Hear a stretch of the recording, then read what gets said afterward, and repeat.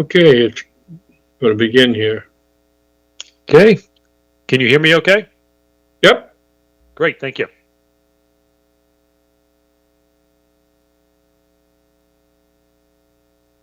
Josh, are you there?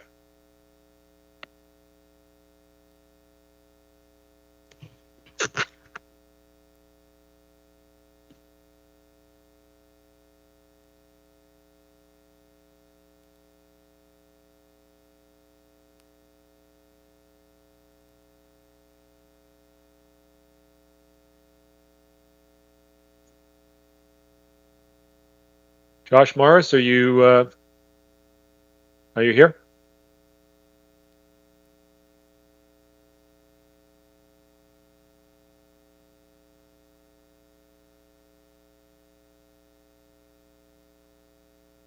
Dan, you can hear me, right? You said right? You're with DCAT? Yes, I can hear you. I can hear it plain. Great, thank you.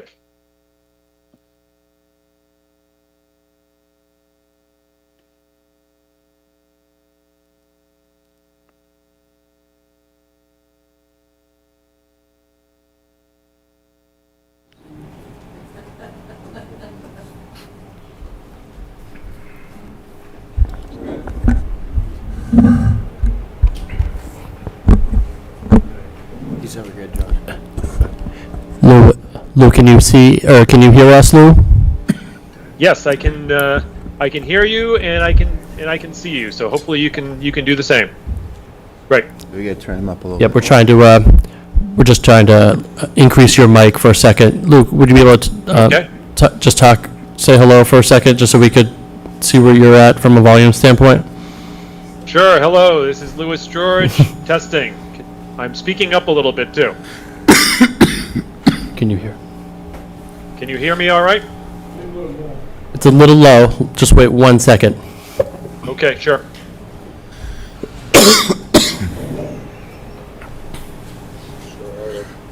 People on here.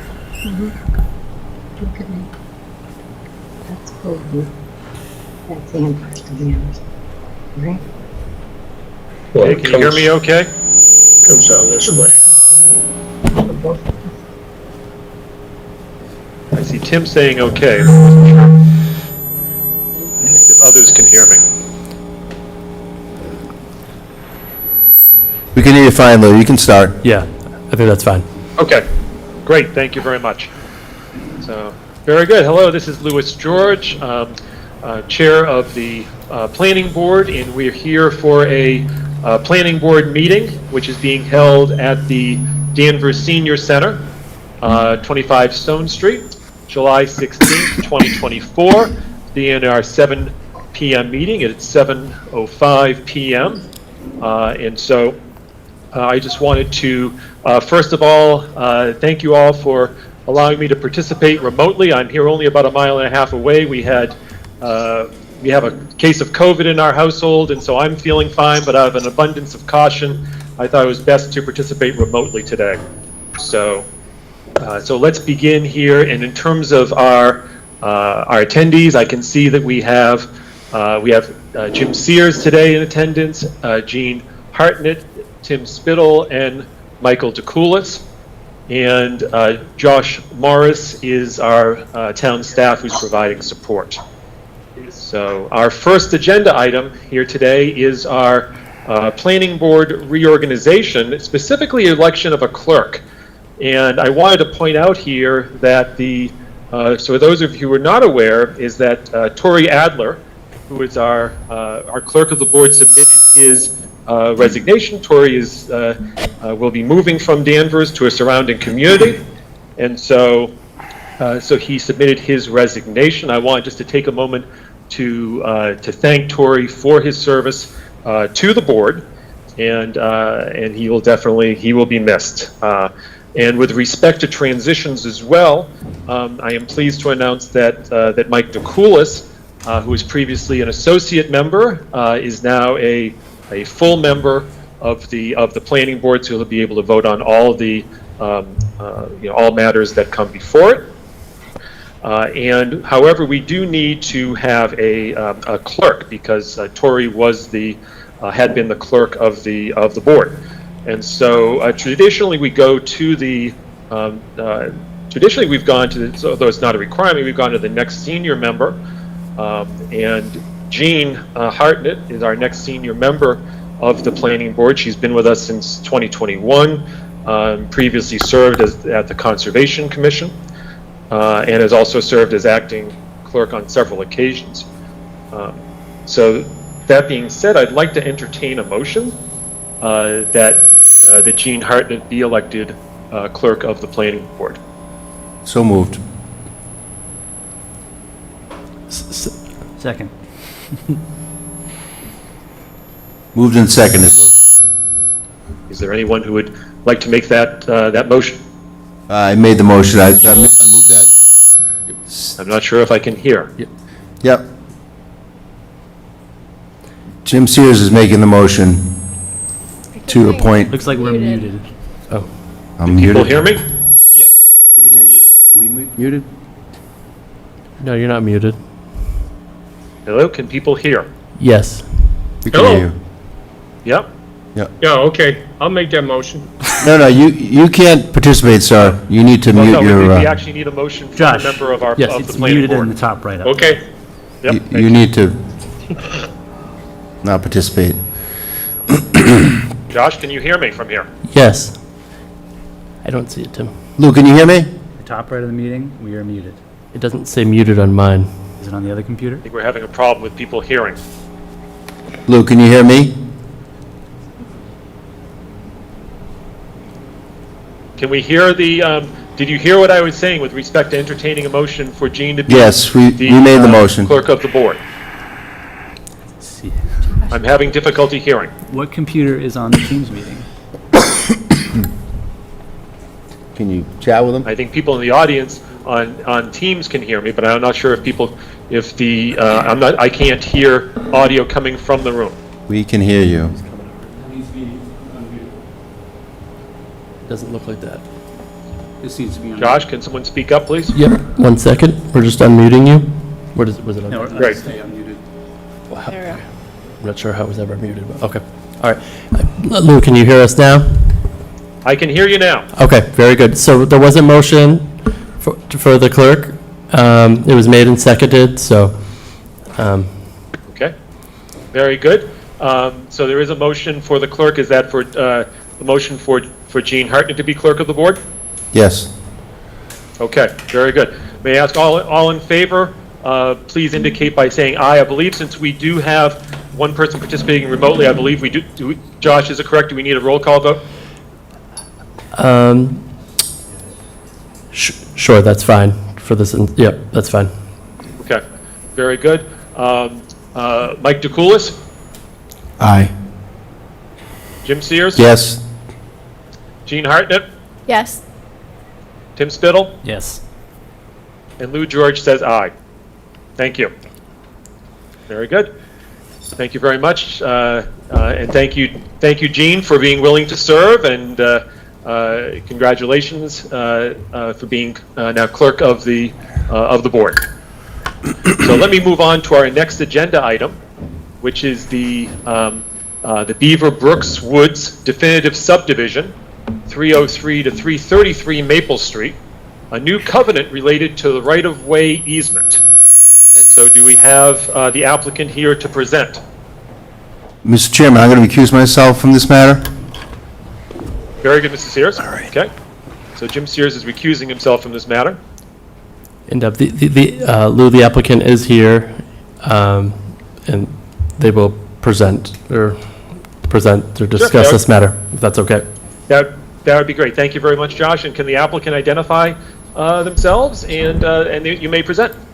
Thank you very much. My name is Nancy McCann. I'm here on behalf of the applicant. With me tonight is also the applicant, John Colantoni. And we are requesting that the planning board accept a covenant relative to Lot 7 in the Beaver Brook Woods subdivision. As the planning board knows, you are currently holding a tripartite agreement for the security of the construction of the road, installation of the utilities, and we have a completion date of October 31st, 2024 for that work to be done under the tripartite agreement. We're here tonight under something that is totally unrelated to the tripartite agreement and unrelated to the construction of the road under the subdivision plan. As you may be aware, the Beaver Brook Woods subdivision is an 8-lot subdivision. The town of Danvers acquired through a tax taking an easement, an access easement long ago, 1979, that impacts a couple of the lots within the subdivision. That easement crosses Lot 5, Lot 6, and Lot 7 on the subdivision plan. You can see the easement right there. Still have a pointer. That's the line that comes across and goes through those lots, Lot 5, 6, and 7. Lot 5 and 6 were able to be built upon working around that easement location. But Lot 7 also has not only the easement impacting it, but also has riverfront impacting it. So the construction and the ability to construct a typical home that would fit in with this subdivision on that lot, with that lot being encumbered by the access easement, has been very difficult.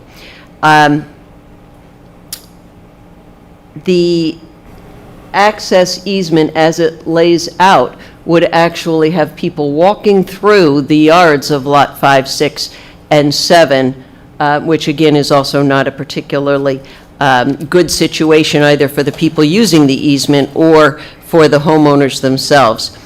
The developer proposes to relocate that easement from traveling through those lots to what you see here, an easement that would run down the street and then connect off of the cul-de-sac along 2 lot lines between Lot 5 and Lot 6, and actually connect up, which the easement does not now do, with the Folly Hill open space that the town already has. So what we're here tonight to do is to talk about simply that, the covenant associated with that relocation.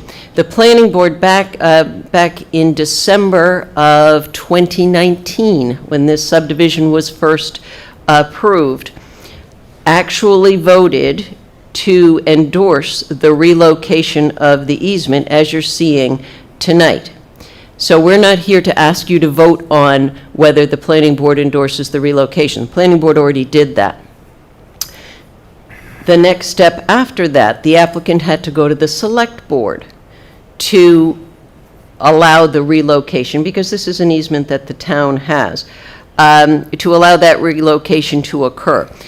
The applicant did go to the select board, and while we had the planning board endorsement that was given back in December of 2019, the planning director at that time did not support the relocation.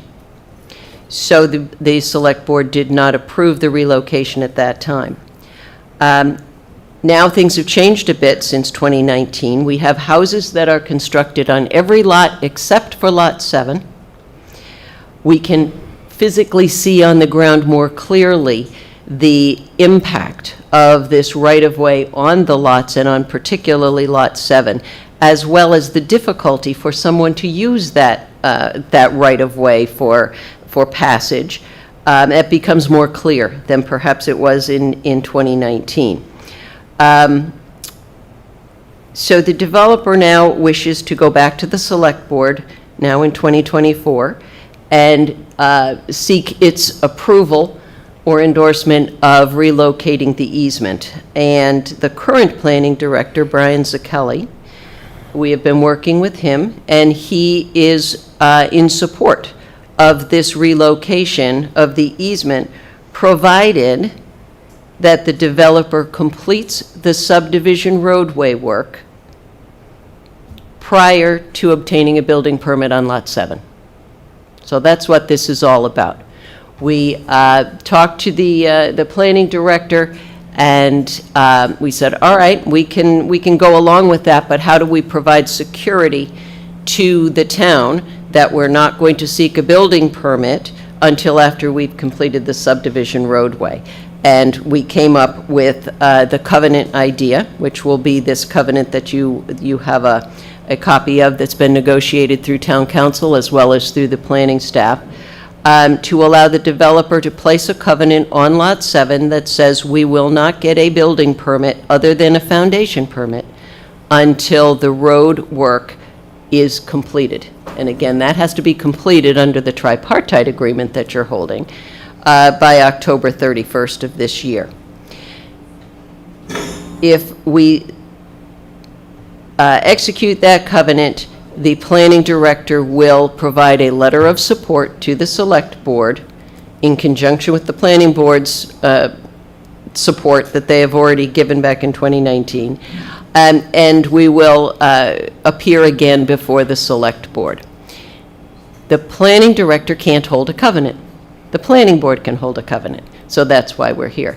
We're here asking you to accept this covenant that, again, has been negotiated with Town Planner Josh Morris, Brian Zacchelli, the planning director, with input from Town Council as well as input from the engineering department,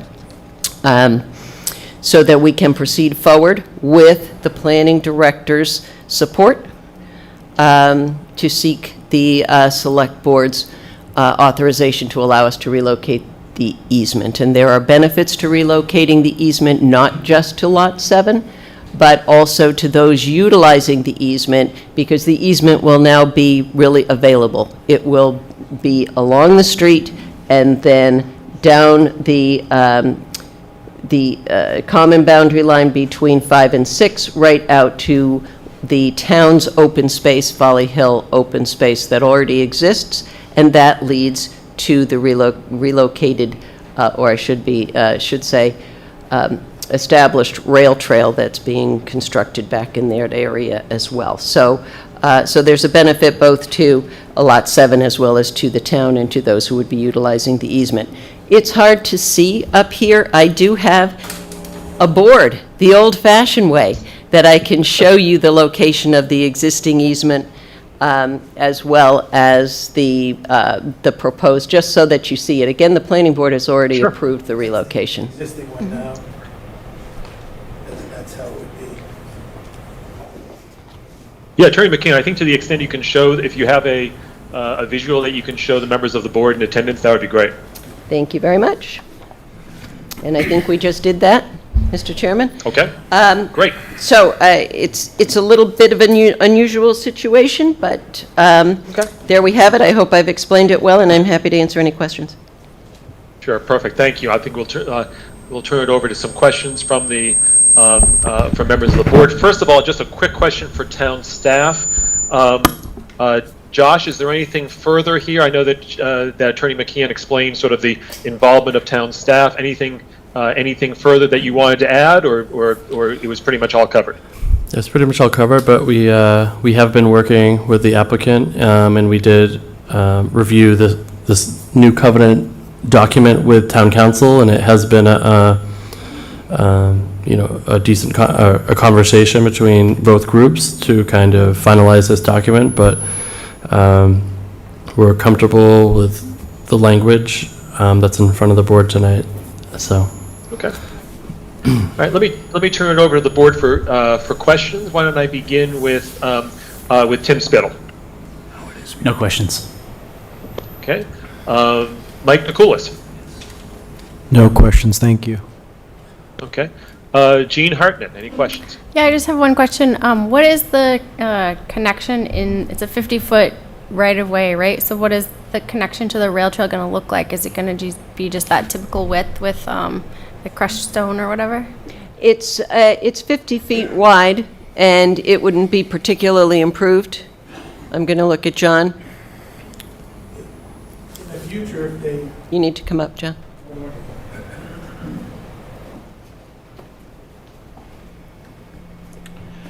in the future, if the town opts to Could you identify yourself for the audience? John Colantoni, developer, if the town chooses in the future, it would be up to the town on how they do the connection. Okay. What this provides is, no matter if it's a year from now, 6 years from now, or 20 years from now, there's always a chance now that they can connect to the rail trail if they want to. Okay, so this essentially could become an overgrown patch of brush unless the town decides to make a connection. No, and that's a great question. I didn't understand Okay. what you meant. So we're required to finish the cul-de-sac part of the subdivision the way the plan was approved. And that's what's been done. So this part where we're moving the easement that you see it come off the cul-de-sac, that will be seeded and done properly, just like we're supposed to from what was approved. So if they're ever going to use this easement in the future, that would change. So now you're not going to have an overgrown bad situation. Okay. Obviously, where it would connect to the rail trail in the future, it would be going through, woods, and that would be a discussion another day. Okay, thank you. I guess if I could jump in, Gene, it's I think how we view it as a sort of potential future, a potential avenue or future potential connection, not one. With this Not- project. Currently, right now, like building a trail or a section of trail is not part of this. Okay. But it provides the town an opportunity if we want to in the future. It provides us an opportunity to potentially do that. Okay, thank you. Very good, thank you. Just a question that I have here, and just a quick question for the applicant. Now, when I'm looking at just electronically on the shared screen, I'm looking at the same thing that the audience at Stone Street is seeing. Is that right? I'm seeing the relocated right-of-way here? Yes.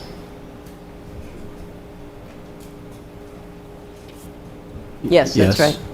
Okay, right. very good. Okay, and I guess one of the questions I did have, and this is and I think this is covered in, this is in the covenant, but this is for the applicant. I guess the question is, in the event that the select board, doesn't vote, for whatever reason, doesn't vote favorably on this, then the covenant does terminate and has no force and effect. Is that correct? That's correct. Okay. Very good. Okay. I don't think I have any further. I don't have any further questions. This is not a public hearing, but I will, as the chair's prerogative, I just want to see, Josh, does anyone in the audience have any questions that they can that they have get directed through the chair? I guess, yes, there is one public question comment. Yes, there is one person from the public who would like to speak on this matter, if that's what you'd like to do.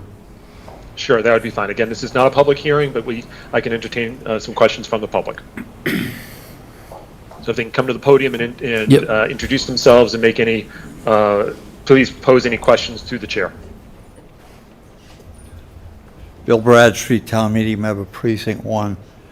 As far as developing Lot 7 in conjunction with this easement covenant, I thought I heard mentioned that to develop this, they can put the concrete foundation in, but they have to get a building permit to build the house on top of it. It's kind of like putting the cart in front of the horse, so to speak. Am I looking at this wrong, or am I asking the wrong question at this time? Okay. Attorney McCann or Mr. Colantoni, is that, can you address that question? Yes. Okay. The covenant allows the developer to put in the foundation before completion of the entire subdivision roadway, meaning the top course of pavement, but doesn't allow a building permit for the whole structure. And so we can get a foundation permit before the road is completed, but not the full building permit. And the reason for that is when you're putting in a foundation, and particularly on this site, there's digging, there's dirt being brought in, there's heavy equipment, there's cement trucks, all of the kind of things that will damage or potentially damage a top course of pavement.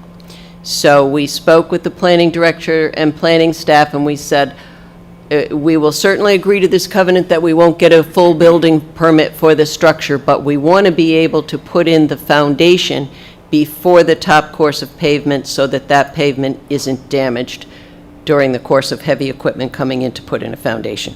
So you did hear correctly, Mr. Bradstreet, and that's the answer. Thank you. You're welcome. Great. Thank you very much. Josh, are there any other questions from members of the public?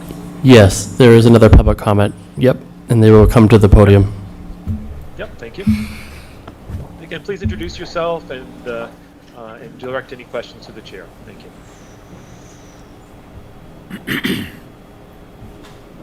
Mark Zubrek, 9 Glendale Drive in Danvers. My question is more related to why was the original Trying to fix the feedback. right-of-way declined by the Board of Selectmen? And what I heard was that it was somebody's preferential treatment, but there must be other reasons.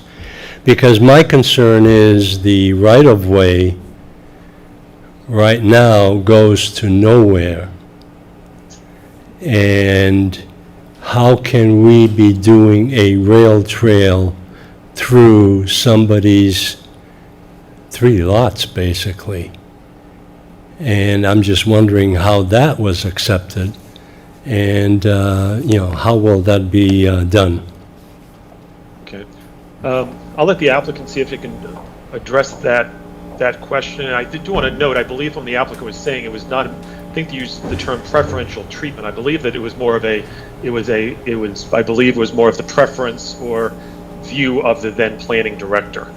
So there's a difference there. But Attorney McCann, can you address that? I will try to address that. The town received this easement in the location where it currently is by a tax taking back in 1979. That tax taking included this easement, which simply allowed this access easement from one side where, it's hard to show you, from the one side of Lot 7 to the right side, I'll say, along that area. It was very limited in scope. It didn't allow a connection into the abutting Folly Hill. And we're correcting that. We're expanding the access easement that the town currently has, and we're putting it in a better position. Why in 2019, after we negotiated with the planning board, and that was immediately after this subdivision was approved, immediately after, we negotiated this with the planning board. They supported the relocation. I will tell you, I still don't understand why the planning director didn't go along with it. It was a change in position at the 11th hour, and I don't know why that happened, but it did. And now circumstances have changed. We've got every house built with the exception of Lot 7, and as I said before, it makes the situation more clear as to why it's a problem, both for anyone wanting to use this access, and again, it only goes to the right now to the right side of Lot 5 and not any further. We're giving an expanded easement which would allow access to proceed forward through to abutting open space land, which then leads to the potential rail trail reestablishment. The rail trail is not being put on this property. It's at the rear of the property, at the rear of the subdivision. I hope I can explain that. Great, thank you. Thank you, Attorney McCann. Josh, are there any other members of the public who have any questions? Would we like to move on to this one? I do not believe so, no. Okay, so the next step here is, Josh, in terms of this, I know we have a covenant agreement. Do we need this? Does this need to be done as a motion read into the record, similar like as any other sort of decision? Not necessarily. No, it doesn't need to be read in the record, but there does need to be an official, motion and vote by the board that they are, in agreement or in agreement to endorse the covenant. There should be, and there is a covenant that the town planner has provided, and he and I have spoken just very recently. Item number 3, it should be noted, in that covenant agreement is going to be eliminated because it's not relevant. So that's going to come out. So the This covenant... relates to mortgages, Attorney McKeon? Yes, that's the one. So that should, and again, this was the town planner's wish, was to not have the mortgage holder sign. So if the mortgage holder is, because it's not relevant and not necessary, so if the mortgage holder isn't going to sign, we need to take item number 3 out. So I think you could make a motion to accept the covenant with the omission of item number 3 and just cross that out and then sign the covenant, and that would be fine. Very good. So what is the will of the board? Would there be a motion on, could I entertain a motion Right. on this covenant? Jean? I make a motion that we accept the covenant. Second. Okay. Just a note here, though, this would be, I guess with respect to the motion, would it be the covenant as presented with the exception of item 3 based on representations of the applicant? Yes. Is that, Second. is it? Yep. Second? Okay. Very good. So a motion has been made and seconded. So let me go, just because one of us is participating remotely, let me go and call for a roll call on this motion to accept the this covenant agreement dated July 16, 2024, including that amendment.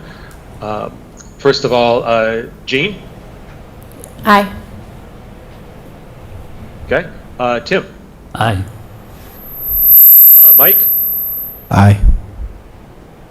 Lou George says aye, and Jim Sears was abstaining from the participation as well as from the vote. Very good. Thank you very much. Motion passes. Very good. Good luck. Okay. All right. Next item here on the. Josh, is there anything further I need to do on that particular item? No. Okay. Very good. All right. And Jim Sears is back. Okay. Very good. So the next item here on the agenda, the third item on the agenda, is a public hearing, 191 Old Burley Street, Beverly Airport. This is a request for site plan review pursuant to Section 4 of the zoning bylaw, submitted by Flight Level Aviation for property in the Civic Space Institutional Space Uses, CS Inst zoning district. The applicant proposes to construct a 39,900 plus or minus square foot storage hangar for airplanes and associated site modifications. And this is Assessor's Map 22, Lot 155. And before we begin, I just did want to make just a few sort of housekeeping notes based upon this for those in the audience, both remotely as well as in person. This is a continuation of a public hearing that we held last month. And since that time, there were 2 site visits. There was a site visit, but they were held on 2 different dates, June 25th and the 27th.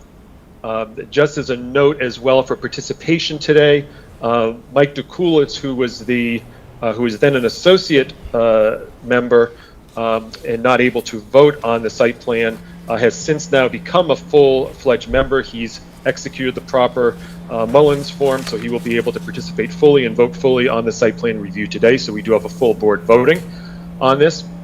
I did also want to give just an introduction as well, like I did at the last meeting briefly, just addressing what we were advised by town staff regarding the parameters of our site plan review.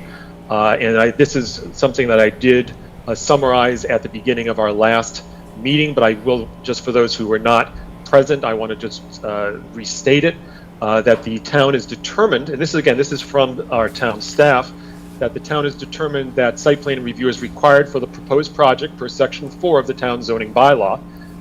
However, because the airport is a use considered exempt from local zoning rules, the planning board cannot cover all the typical items that site plan review is used to confirm.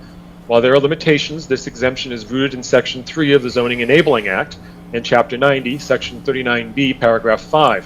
What can be reviewed is that the project conforms to the general dimensional standards of the zoning district. The board should review the project as it relates to, first, landscaping, minimize tree and soil removal while ensuring proper screening. Building site, the proposed building is integrated into the nearby built environment. Circulation, the proposed project provides adequate parking and access. Stormwater/drainage, the proposed project provides proper site stormwater drainage. Understanding the historical context of past airport projects of the town is essential.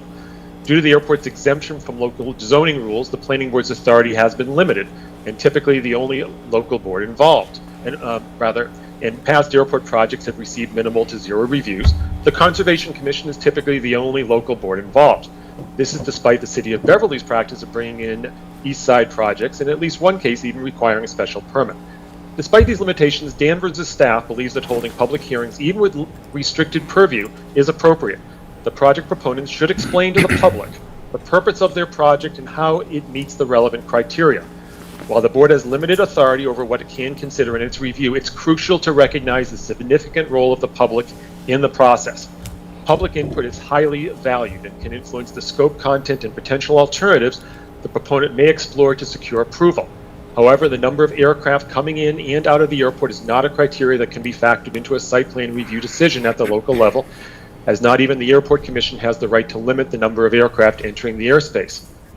Please note that the applicant need not answer questions related to non-jurisdictional issues that the public may raise, and the board may not consider these in its review, but it does provide an opportunity for the project proponent to better explain their proposal and receive feedback on it that may improve it.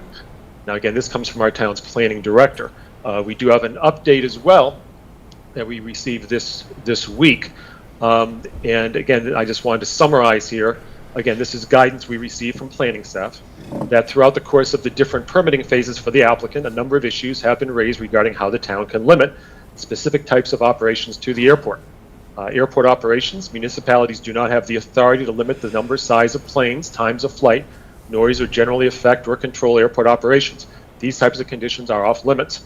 State level review, municipalities do not have the authority to hold up local level review for any potential state level permits. Municipalities cannot therefore deny or delay permitting based on a state process.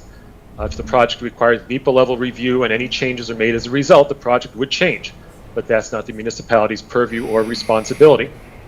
And as part of the Conservation Commission's local review project, local level review, there is also review by the Mass Department of Environmental Protection, DEP, and according to town staff that they have confirmation that DEP received the notice of intent and had no comments upon completing the review. And the Mass Aeronautics Division of the Mass Department of Transportation has also reviewed the project, and the Aeronautics Division regulates and promotes air transportation in Massachusetts, supports economic and job growth, reduces impact on the environment, and explore and when suitably introduce advanced aviation systems. So that's just, again, just a guidance that we received from from town staff regarding our level of review of the site plan. So having made that introduction, I'm going to turn it over to the applicant who will present a presentation. Following that, we'll have questions from members of the board. And then, because this is a public hearing, we will have entertained questions and comments from members of the public. As before, as I said, please be, to the extent you can, please ensure that your comments are to the point, not necessarily repetitive. And again, please direct them through the chair. And with my being absent, at least physically, I believe that we'll have another member who will be helping field questions, so that so that they'll be able to see questioners and be able to identify and invite people to speak. So I'll turn it over to the applicant if they can identify themselves and begin. Thank you, Mr. Chairman, and good evening, everyone. Bob Lawrence with Flight Level Aviation. Thank you for carving out some time this evening for us to talk about the project. So the agenda that we stood up is aligned with what the chairman just described, and we want to give a brief project refresh overview and thank all of you for coming visiting the site. We'll just touch on that for a few minutes and then drill down in terms of the conformance requirements, focus on jurisdictional issues. So that's kind of the agenda for the night. Peter Reichley is here with me, the CEO of Flight Level Aviation, and he will, address any questions that are not in my wheelhouse if those come up. And Josh, if you'd go to the second slide, thank you. So real quick, the project is description is 2.9 acres located in that green dot right there. I think everybody knows where it's at. We're constructing a detention basin, a very complex hydrology system to comply with the stormwater management plan.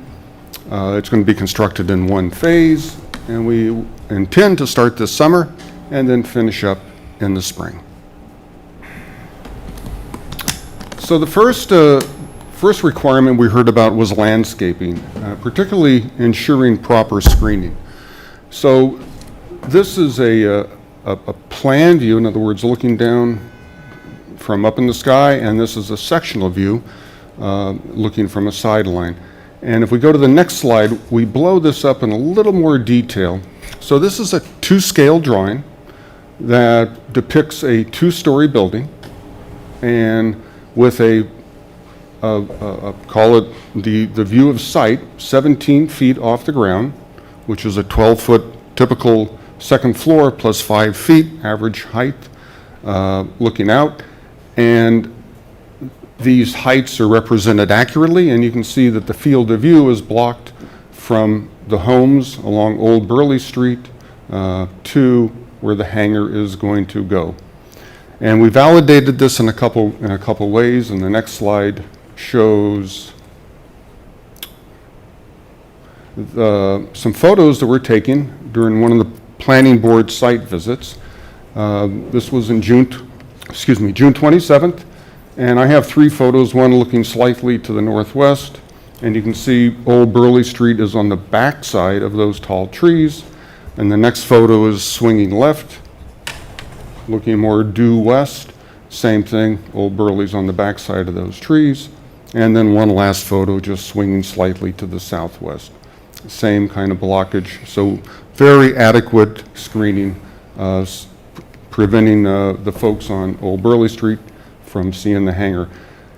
And we also validated this during the middle of winter when there is no foliage up there. In the next slide, and many of you might have seen this before, where we got a scissor lift up on taxiway Bravo, boomed it up in the air, and looked back. Similar shots that we just saw, last month. Again, seeing the same thing. The evergreens provide excellent blockage. So, in terms of a project requiring proper screening, I believe that we satisfy that. The next item on the next slide is that the building site is integrated into nearby built environment. And again, this is just a very simple all metal hangar, very simple construction. And the next slide shows the build environment around there, which are nested hangars here, where the new building is going to go next to, hangars over here, and more hangars over here. So it is in harmony with the existing buildings from an integration standpoint. Next slide, please. The third requirement is circulation. Do we have adequate parking and access to the site? So we provide that in 2 ways. This is the new hangar, and we have 4 parking slots that are up here. But it's important to note that to access the hangar, it's required to go through a secured badged gate that keeps the public out, for security reasons, obviously. But out here, what's highlighted in yellow are public parking spots, and roughly about 124 of those. And historically, as seen in this Google Earth photo, that's the typical density of the amount of cars that are parking out there, which I would guesstimate is less than 50%. So I think it's a fair statement to say that there's adequate public parking available for the construction supporting the new hangar. Next slide. And that's the fourth and last requirement, which is the stormwater drainage for a proper stormwater drainage system. And that's this has been, quite a bit of work, as probably a lot of people are familiar with. This took a real integrated approach between the town engineer, an outside agency that they selected, Ty and Bond, with a lot of great engineering work that was done to finally come up with a very robust system. And the dates that we see on here where it's been memorialized, where we have the engineering department signed off on it, Ty and Bond signed off on it. So the stormwater management plan, as I said, is very robust. It's been reviewed, and all comments have been addressed. Now, some of you know that we stood up and offered to provide a drainage inspection plan for some of the latent issues that have occurred over the past on Old Burley Street because of maintenance issues or lack of, and we've offered to provide for a 5-year period quarterly to go out there and do visual inspections and report any anomalies back to the town. So we'll take photos. We're not going to touch any drain covers. It's off of the airport property. It's on Old Burley Street. And the next slide, if you would please. I won't bore you with this. That's the stormwater plan. I will just point out that we were obligated to satisfy the peak rates, but we went above and beyond at the request of the town, and we also satisfied the volumes. But the next slide is what I wanted to show, and that just is a sketch, and I apologize it's small, but there is a log on here that we intend to keep when we're doing these inspections, and all the catch basins have been identified, so each one is numbered, and when we do this, we'll fill these out, and any observations will be noted on here, signed off, and we'll keep the records or submit them, whatever the town prefers, but we'll keep those for a period of 5 years, and if we see an anomaly, we'll report that to the town within 24 hours and take any appropriate photos and make that part of the package. So the last slide that we have is kind of a recap. In terms of the project conformance requirements, I believe we checked all the boxes: landscaping, building site, circulation, stormwater, and drainage. Thank you. Okay. Very good. Thank you very much. I'm going to now turn it over to questions from members of the board, and I'll begin with Jim Sears. I don't really have any questions. I was encouraged by the site visit that we had as to the landscape buffer that I was able to observe, along with the proposed location of the hangar. So I'm satisfied with what's been presented thus far as to the proposed building in our limited review as to what we can review, as was just noted. So I don't really have any questions at this point. Thank you, Jim. Why don't I turn it to Jean? Jean, do you have any questions for the applicant?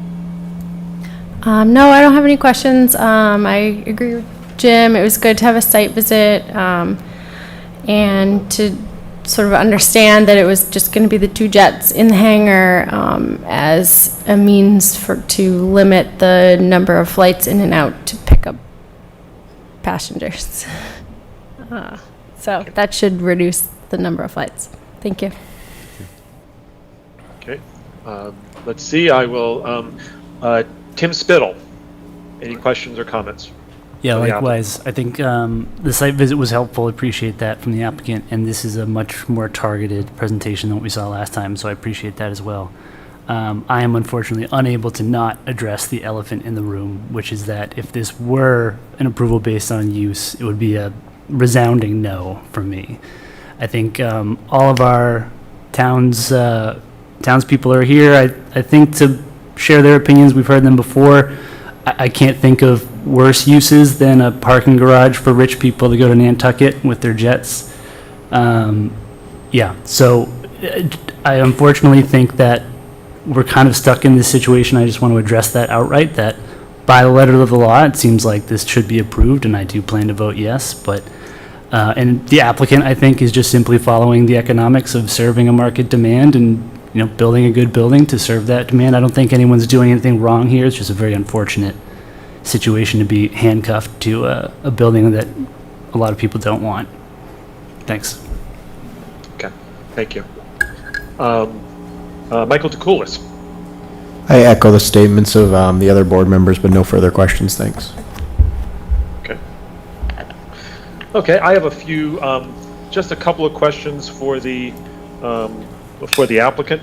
And this is with respect to circulation. And do you anticipate, in terms of, I know you pointed out in terms of parking, that you noted the number of parking spaces. Is there any with this hangar? Is it anticipated any additional different uses in terms of different types of vehicles entering the site, trucks, anything of that nature?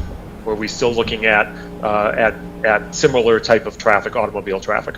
Similar type of traffic. Typically the pilots, the flight crew would drive out to the hangar, prep the airplane in advance of the flight.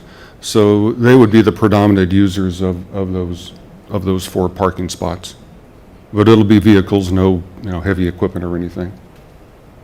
Okay, very good. And in terms of the inspection plan, the drainage inspection plan, I want to ask the applicant about just to sort of, this would be a visual only inspection. This doesn't involve using little cameras or putting anything in the catch basins, would that? That's correct. This is a non-invasive, just a visual stand and look at it, look for any visual anomalies, if it's plugged up with foliage, with leaves, if something has fractured, we're able to see if there's standing water there when it shouldn't be. Perhaps there's a failure downstream in a culvert that we don't see. But again, we're not touching anything.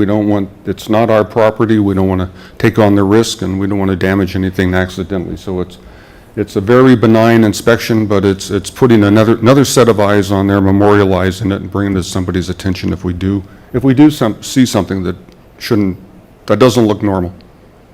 Okay.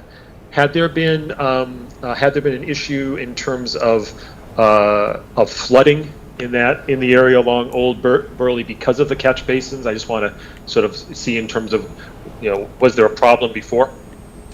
We saw photos and a video by one of the abutters, which was very evident that the catch basins were not doing their job, and there was water running down Old Burley Street.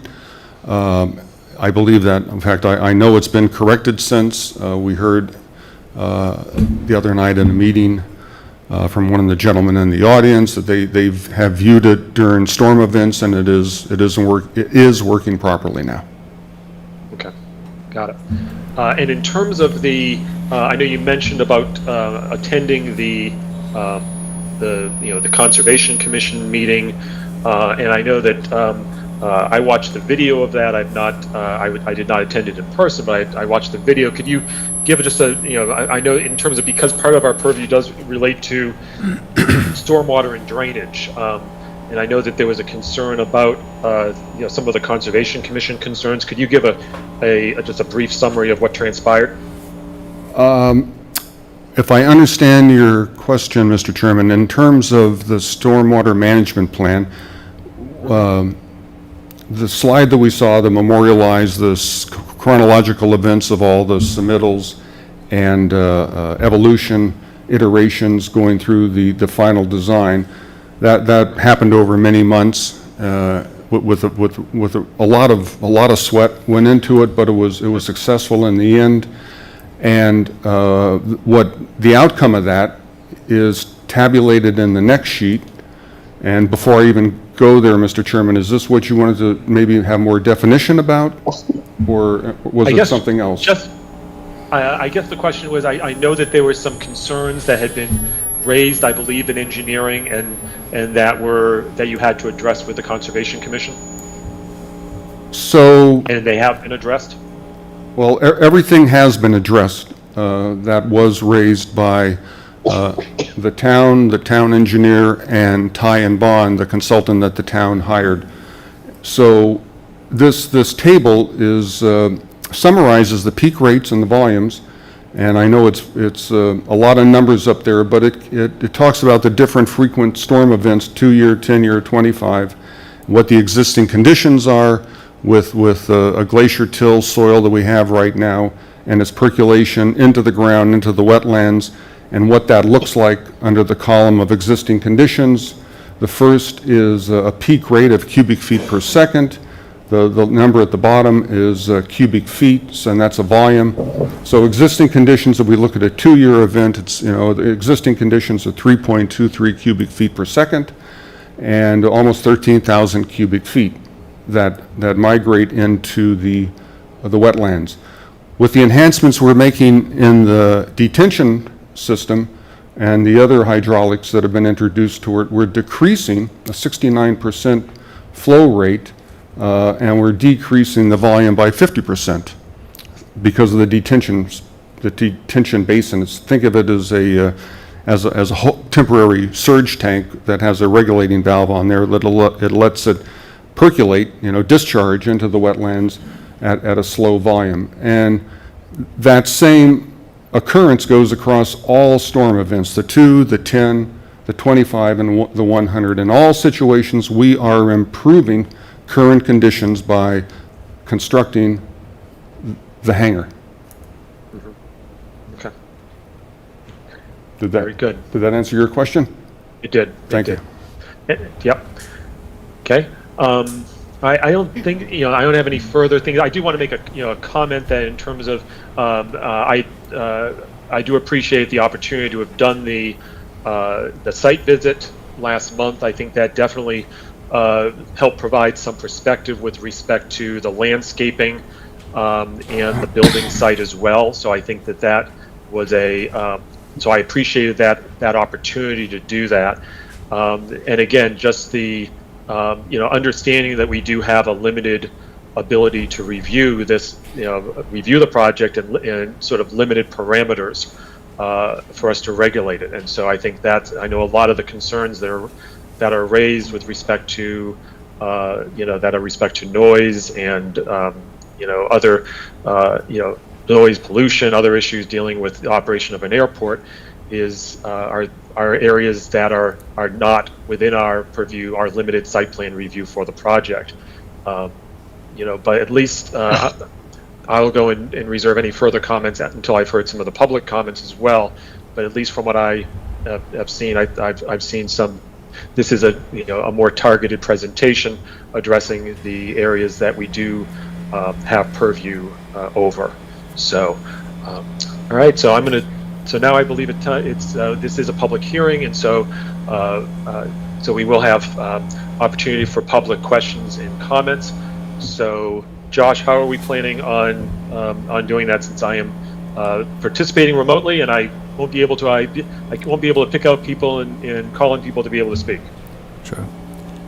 I guess I could do it, or Jean could do it. I don't know. Do you have a preference? You're good. Go ahead. Okay.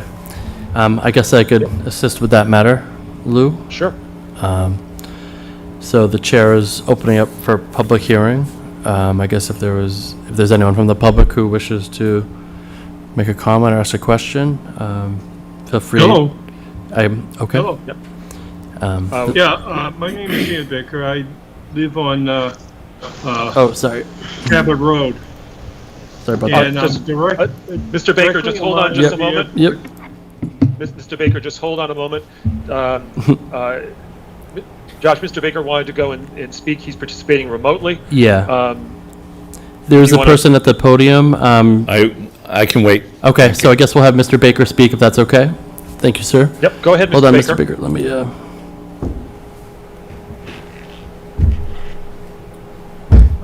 Mr. Baker, you're actually on. Your mic is muted. I guess if you could just unmute it. Okay. All right. You hear me? Yes. Okay. I live on Cabot Road.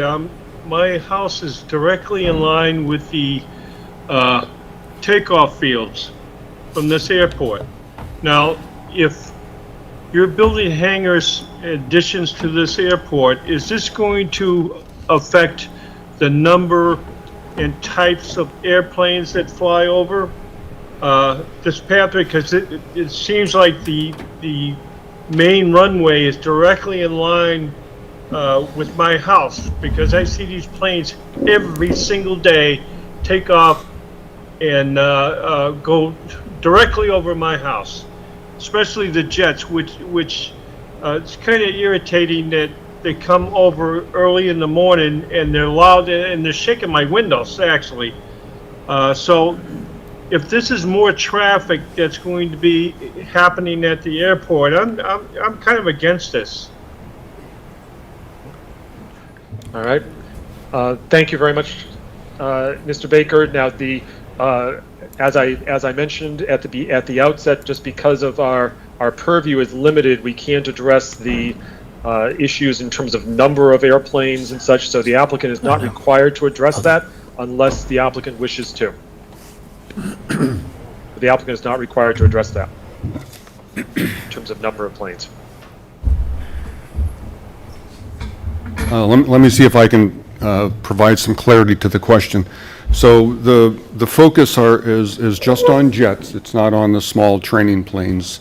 There are flight schools there. Those are the feeder routes, for young folks coming in, typically young folks coming into aviation that feed the airlines and such and become professional pilots. But this hangar focuses on jets, and the situation that we're in right now, because there's inadequate hangar space at the airport, jets are flown in empty. So the jets are kept at a satellite airport. They fly in empty, just with the crew on board to pick up the passengers, and then they depart. And then the same thing happens on the tail end. They fly in to drop the passengers off, and then they depart empty. So by having a facility there to house a couple jets, it's going to actually decrease the operations by 50%. So everything gets cut in half, the items that you described. Does that make sense? Okay. Okay, thank you. Thank you. All right. Thank you, Josh. Is there another question? Yep. No, I'm good. Public. Okay. Stanley Sleepaway, 5 Bradford Road. I first want to ask Chairman George, you mentioned that this project is exempt from zoning. Could you reiterate what that legislation is that exempts this from the Danvers zoning bylaws? Well, and I'll have to rely on Mr. Sleepoy, and I'll have to rely on town staff for assistance with that. But we've been advised by town staff that the exemption is rooted in Section 3 of the Zoning Enabling Act and Chapter 90, Section 39B, Paragraph 5. And so that is what we've been advised is our purview in terms of our ability to review the airport under site plan review. Josh, you have anything further to add from town staff? Yeah, so it's referring to the use, the use itself, the airport, the operation, the use of the airport.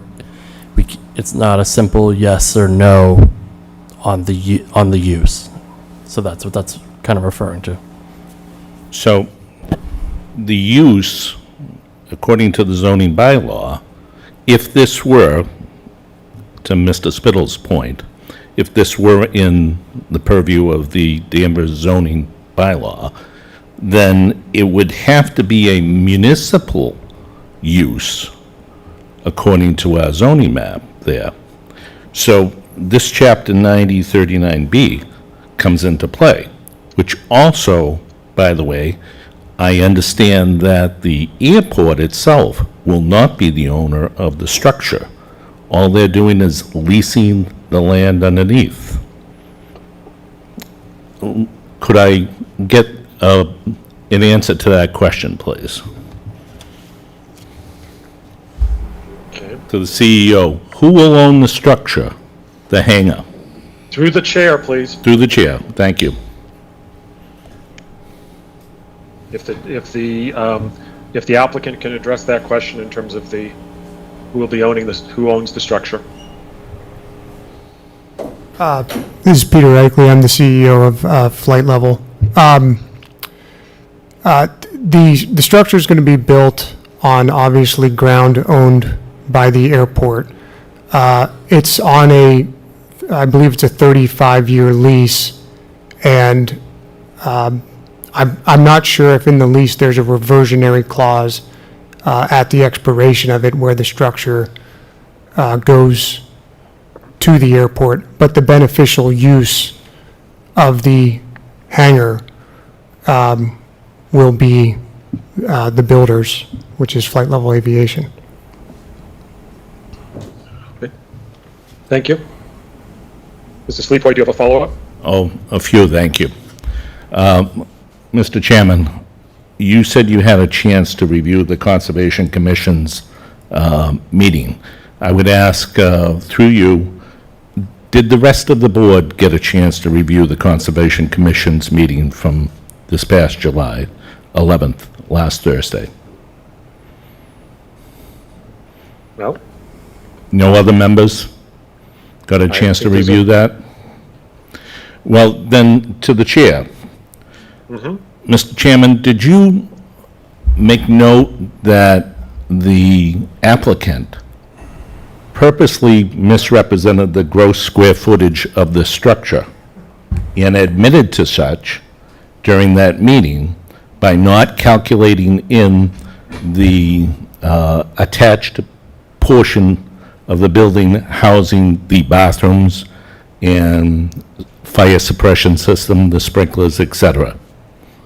Well, Mr. Sleepoy, that's a characterization of what of a statement by the applicant. That's your characterization.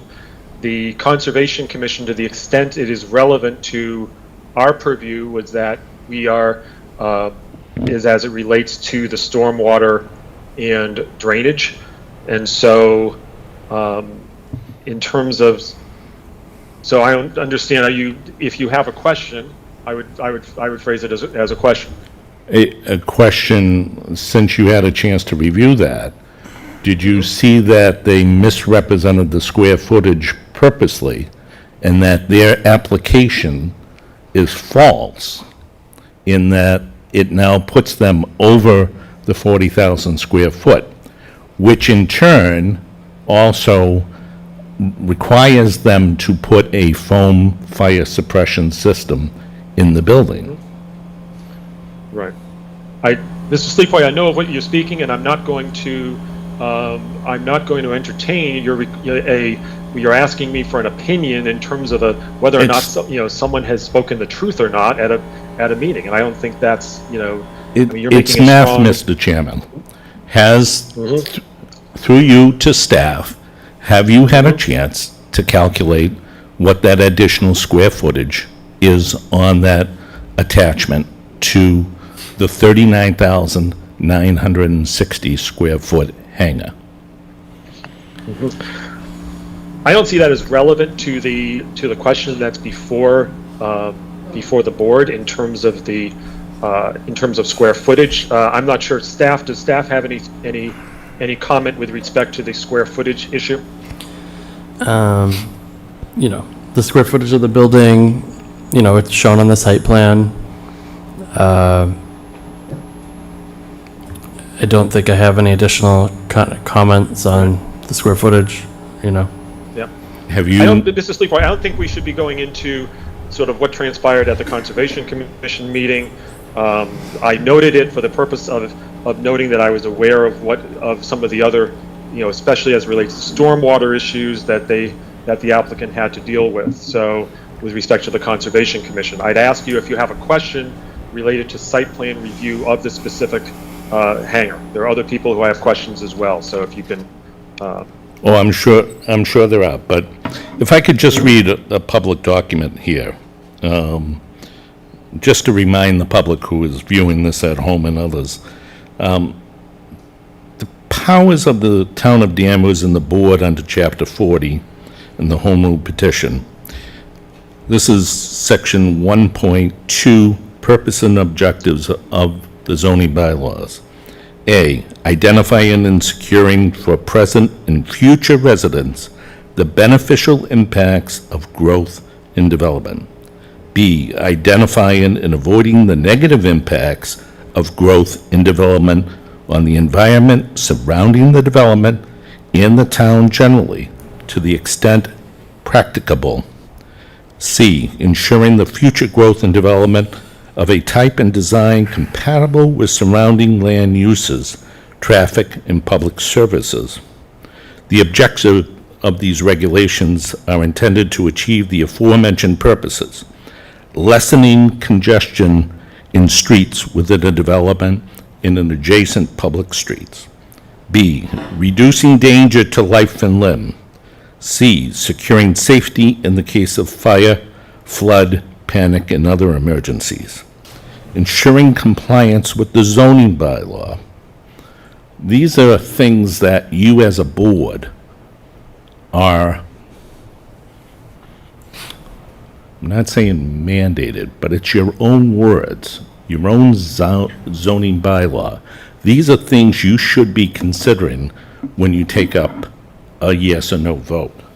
This isn't that simple.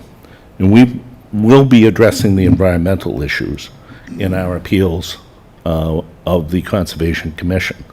But I'm asking you today that the state senator, the state representative have all weighed in and said, please stop this for now.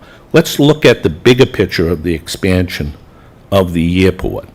And why don't we take some time to look at those issues and see what the environmental impact is to the surrounding communities, not just Danvers, but Beverly as well. And we urge the state to take action. We've been in communications with MIPA. They were not aware of the deputy director was not aware of the notice of intent. So you as a board have been given information by the applicant that MIPA has not properly reviewed this application. There's also the issue of the environmental justice protocol, and that will be brought up as well to DEP as well as MIPA. So I'm asking you as a board, why are you rushing this? Why don't you let the environmental people take a closer look at this? I implore you, for the sake of the residents, not just immediate abutters, but the environmental aspects of this. You have the Ipswich water right there. We're in adjacent to the airport. Please think about the impact of what these jet airplanes will be on that and the defoliation that will be taking place from the greenhouse gases. Think of the big picture, please. Thank you. Thank you, Mr. Sleepoint. Josh, do we have other public questions or comments? Yep. There'll be someone coming to the mic, the Sure. podium right Again, now. if you can identify yourself and state your name and address, please. Good evening, everyone. My name is William Kosawan. I live at 7 Fairview Street here in Danvers. And perhaps one thing I want to mention is that I am one of the two appointed commissioners to the Beverly Airport for Danvers. So I stand here before you representing my constituents, and my constituents is the town of Danvers. Okay. It's going to take me longer to tell you who I am than what I got to say. A couple of quick comments, a couple of quick questions. But over the last month or so, I have been deluged by comments, questions, emails, phone calls, personal touch bases from my constituents who are very upset about this, all right? And first of all, I want to start off by saying the gentlemen here from Flight Level are honorable people, and they are reacting to the circumstances presented to them. So I have only good words for these gentlemen and what they're putting forth. But again, they're reacting to the circumstances that have been presented to them.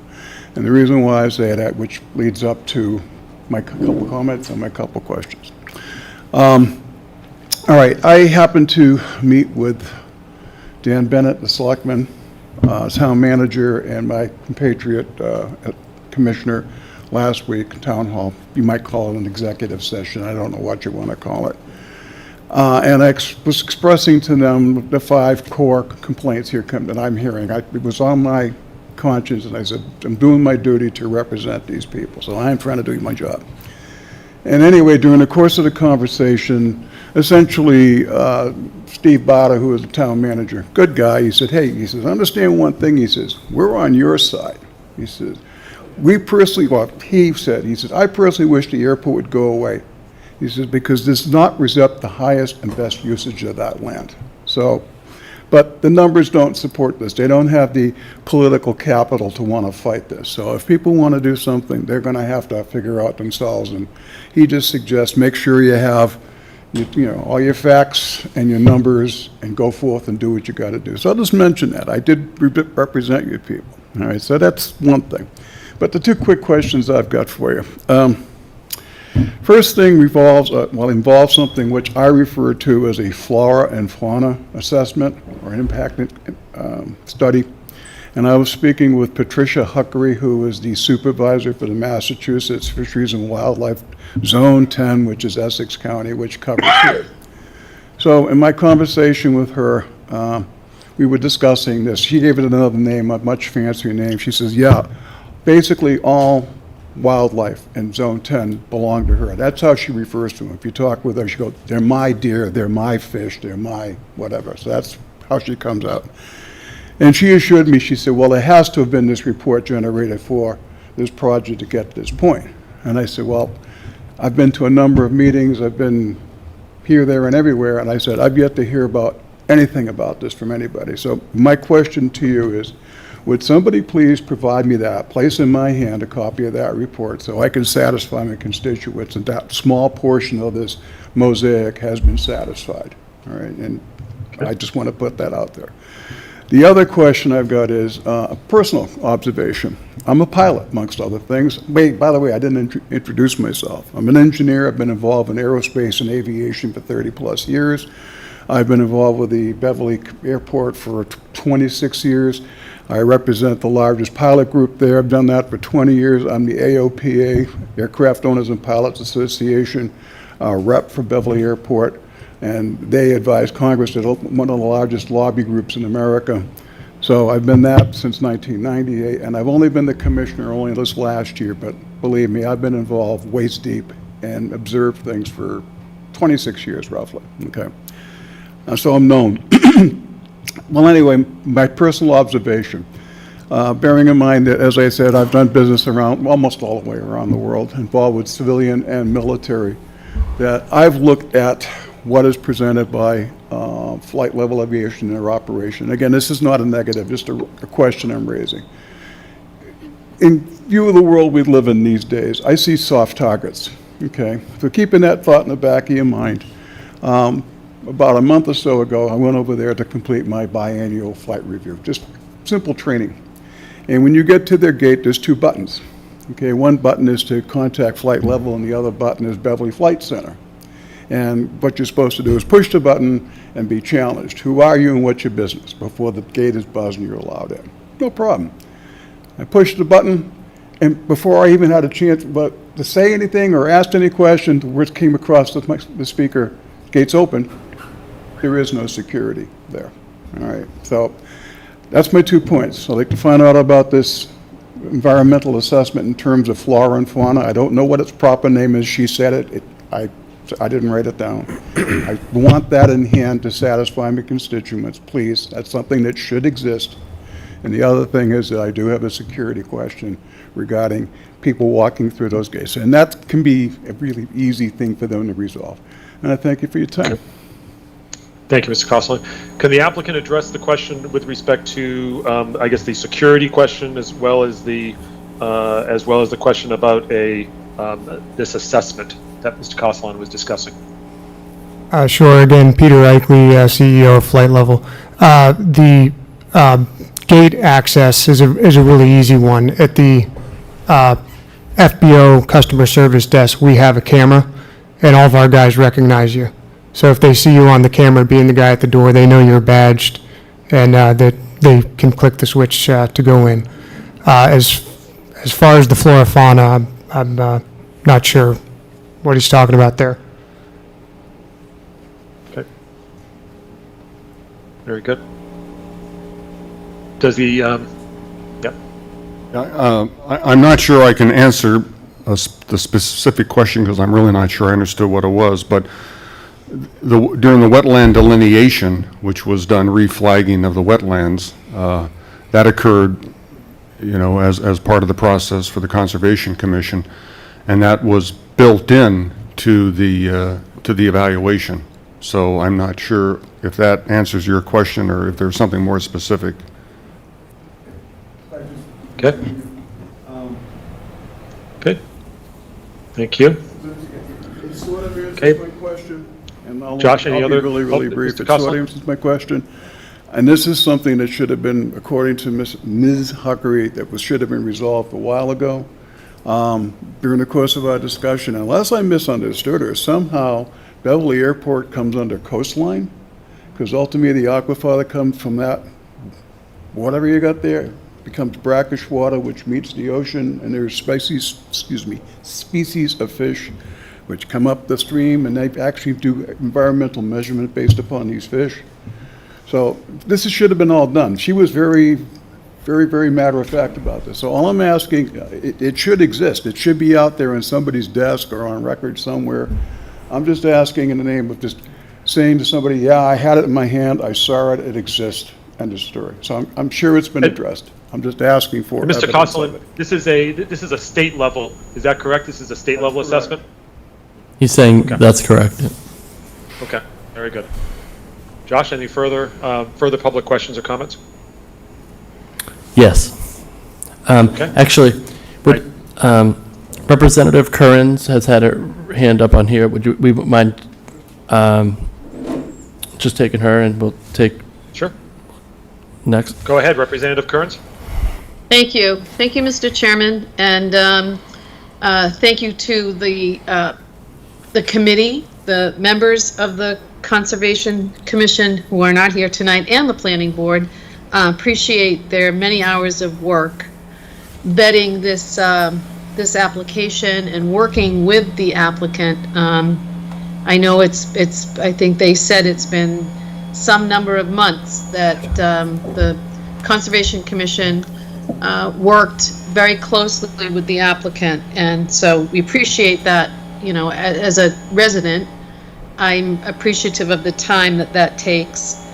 I did want to reiterate that, as we did at the Conservation Commission, Senator Lovely and I wanted to, and she's here and she'll speak in a minute, but did want to emphasize our concerns that we have been dealing with and listening to over a period of 4 years, at least longer for the senator, on the expansion of Beverly Airport. And I realize and I appreciate the board, the planning board is limited in its purview. We get it. I got that point loud and clear.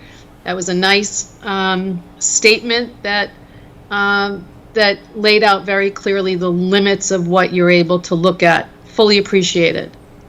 But the questions that we're hearing now from our neighbors, from Mr. Baker, and others, Mr. Sleepoy, underscore the need for a full understanding of the environmental impacts of this broadened application for, or rather, this quest for a bigger Beverly Airport with more jets, with greater capacity. It will mean more flights. I'm sorry it's not in your purview to ask them about it, but I think we're pretty intelligent folks here, and we understand there will be more flights, there will be jets.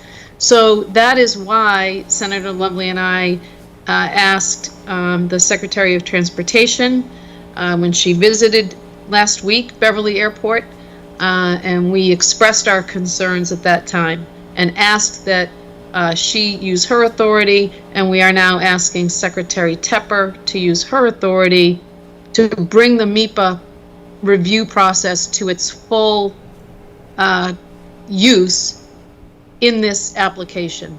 And while it might not be, I appreciate Tim Spittle, I think, spoke and said, it seems like you've done everything we've asked, but it's a bad project. I hope I'm summarizing correctly what you said, Tim, and I applaud you for speaking out and saying that you have concerns about how this will affect our air, our soil, our water. And please let us not lose sight of the fact that at the very same time that Beverly Airport is seeking this larger expansion, which will mean longer runways, wider taxiways, more pavement, more runoff. At the same time, Massport is looking to make a regional park and ride at Liberty Tree Mall, which will require more pavement, more cars, more parking. And so, thanks to Mr. Sleepboy for pointing out that there's an environmental justice community component to this, which seems to have been overlooked. So we are going to work hard to try and get more eyes and ears on this, completely respecting your situation. You are limited in what you're able to look at. That's how the law is written. That's how the bylaws work. We get it. But we're looking for, and we're working to get more understanding of the impacts of this massive Beverly Airport expansion on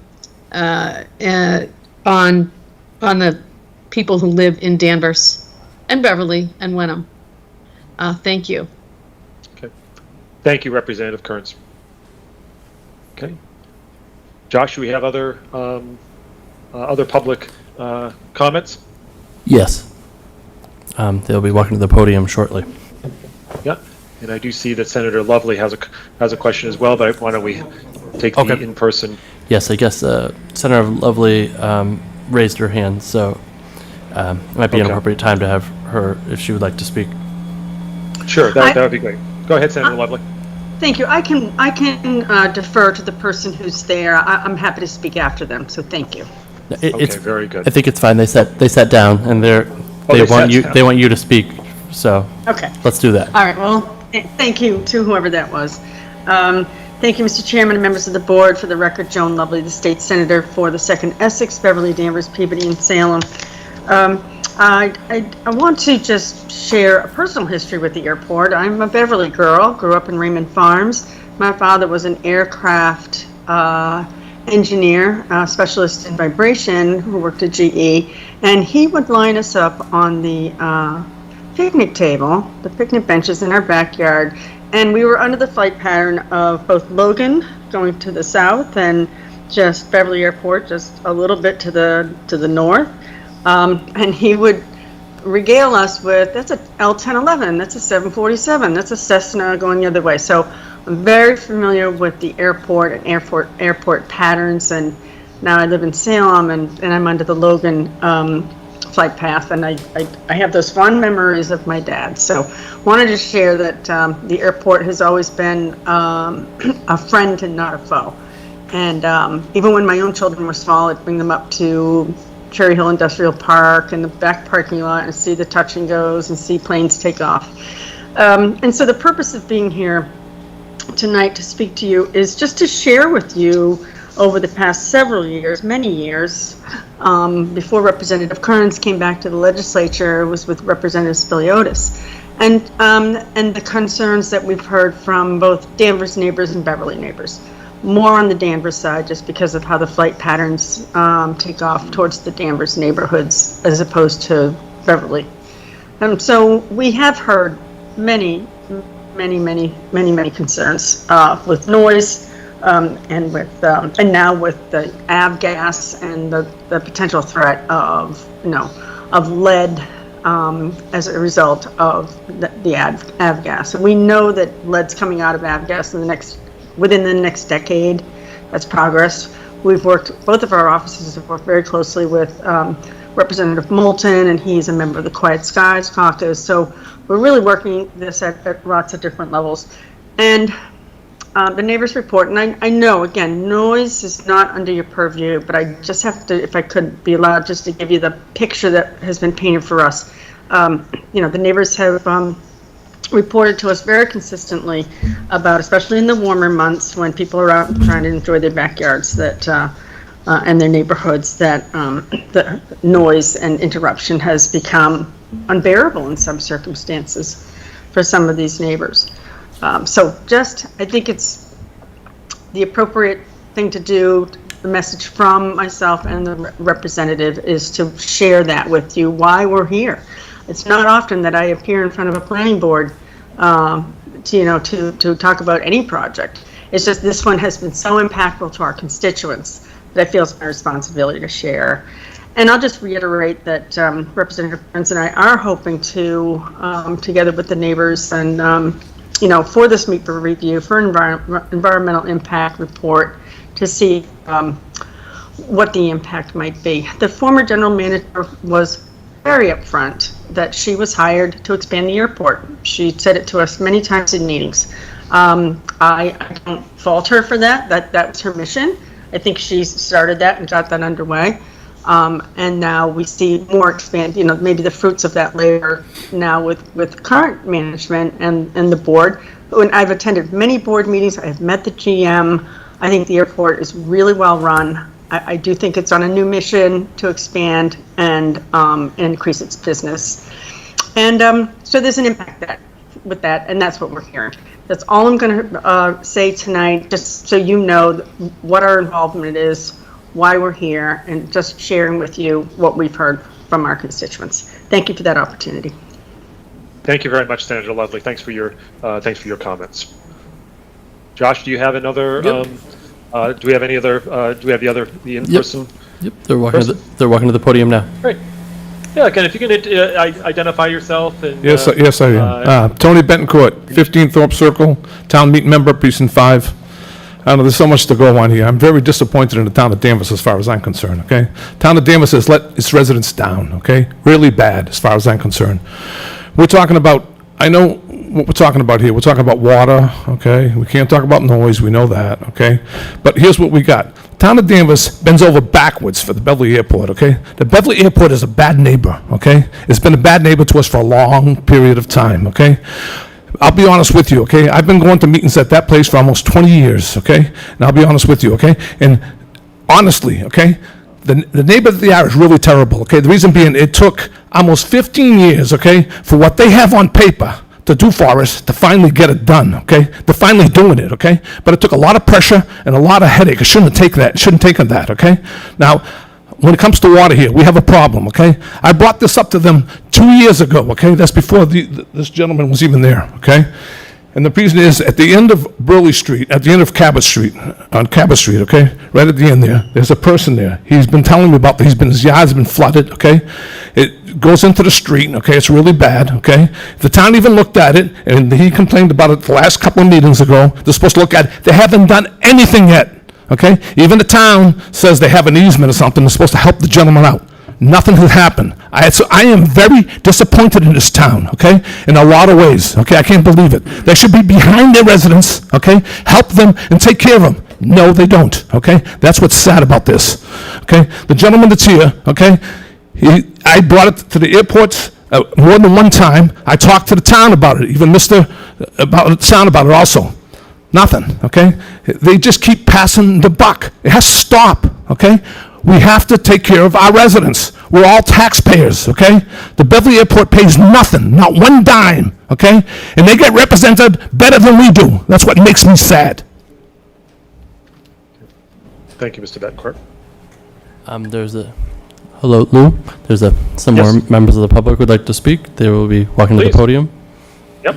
Again, if you can identify yourself, indicate your address, and direct any questions you have to the chair. Thank you. Good evening. Thank you very much, Mr. Chair and members of the board, Senator, State Representative. Thank you very much. My name is Effie Peniotakis. I'm an attorney. I represent the owners of 91 Burley Street, owners Jonna Angelicus and her husband Cosmas Angelicus. And Mr. Betancourt had just made reference to them with respect to the flooding that has been occurring at their property. the applicant had stood up earlier and stated that the issue with the flooding at their property has been resolved, and that's not the case. He has no personal knowledge of any of this. And I'm the one who has been attempting to communicate with the town. In fact, I just sent an email to the engineer this morning asking for an update. Last email I sent to them about the flooding in the back of their property was May 15th, not a word. And that is disappointing, extremely. The burden is going to be felt by all of these residents abutting this property. It's not just the noise level. My clients have had a serious flooding issue. It just so happens they have a drain on their property that should be serviced by the town, who has acknowledged their duty to do so, but no action has been taken, not at any level at this point. During the Conservation Committee, I had represented Mr. and Ms. Angelicus, and our concern is that additional water overflow is going to come and stream into their property from what is already naturally there. One of the engineers with Flight Aviation stood up and at some point stated that it is conceivable that even with the water mitigation system that they plan on implementing, that water will still at some point make their way into that stream and end up in the rear part of my client's property. An issue that we did not address, but we were able to address with the engineers last time, we haven't heard anything from the airport. No one has addressed the additional water that may flow from in the winter. The snow builds up.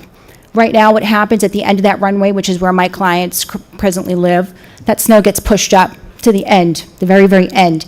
The water mitigation system doesn't do anything to help that water. When it rains or when it melts, it comes right down the backside of the hill and into their property. What's going to happen with the snow that builds up on that parking lot? Where is that going to go? Are they going to push it to the end and then it's going to fall right back down into the rear yards of everybody else, causing greater problems?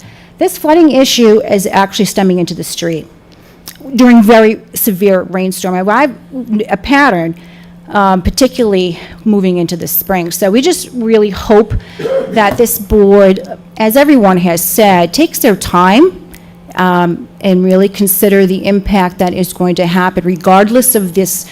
You know, it's a lovely presentation that's being made with respect to reducing flight traffic above the properties, but you know, what they're creating is a major opportunity in the future to increase that, and at the end of the day, they'll be making most of that money, and it will be impacting the rest of the residents. They get nothing out of it, nothing. So I'm going to open it up to my client, Jonna, who may present me some additional detail as to how the impact, or what impact they are experiencing at their property. Hi, Okay, my name is... Could you get it, just state your name and your address again for the record, please? Thanks. My name is Jonna Angelicus, and I live at 91 Burley Street. And I just want to stand before you just to clarify some things. We were not able, my husband and I, Cosmos and myself, were not able to attend the last meeting at the Conservation Committee. And from my understanding and from what Mr. Lawrence said earlier in his statement, that the flooding issues have been resolved, and that is incorrect.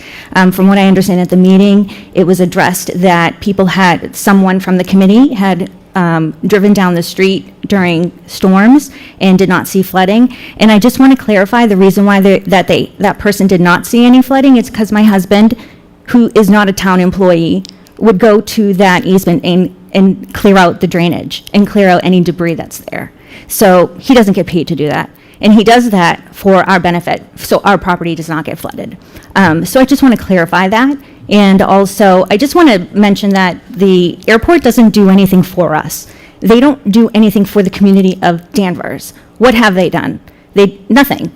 And so I don't consider them good neighbors. They have not reached out to us. They have not contacted us. There's no sound barrier walls. And in the past 22 years that I have lived here, the traffic from the airport has increased over 200%. So adding this hangar is just going to continue to add to that traffic. And that's ridiculous, over 200% for it to be increased. We live directly underneath that takeoff path. Those jet planes go above our heads. I understand not yours, or maybe some people in Danvers who say, move. I shouldn't have to. And I have 3 children. We have had wonderful years here in Danvers, and why should we have to move? We shouldn't have to. The airport should be better neighbors. And I'd like to have them take accountability for their past projects that are failing as far as the water storm drainage. I'd like to see them take accountability for a lot of the things that we as residents have every right to come here and say we want all projects stopped. Why are all the projects happening on Danvers line? Why not Beverly? Why not Wenham? Why are we not questioning this more? We're fed up. We don't want any more.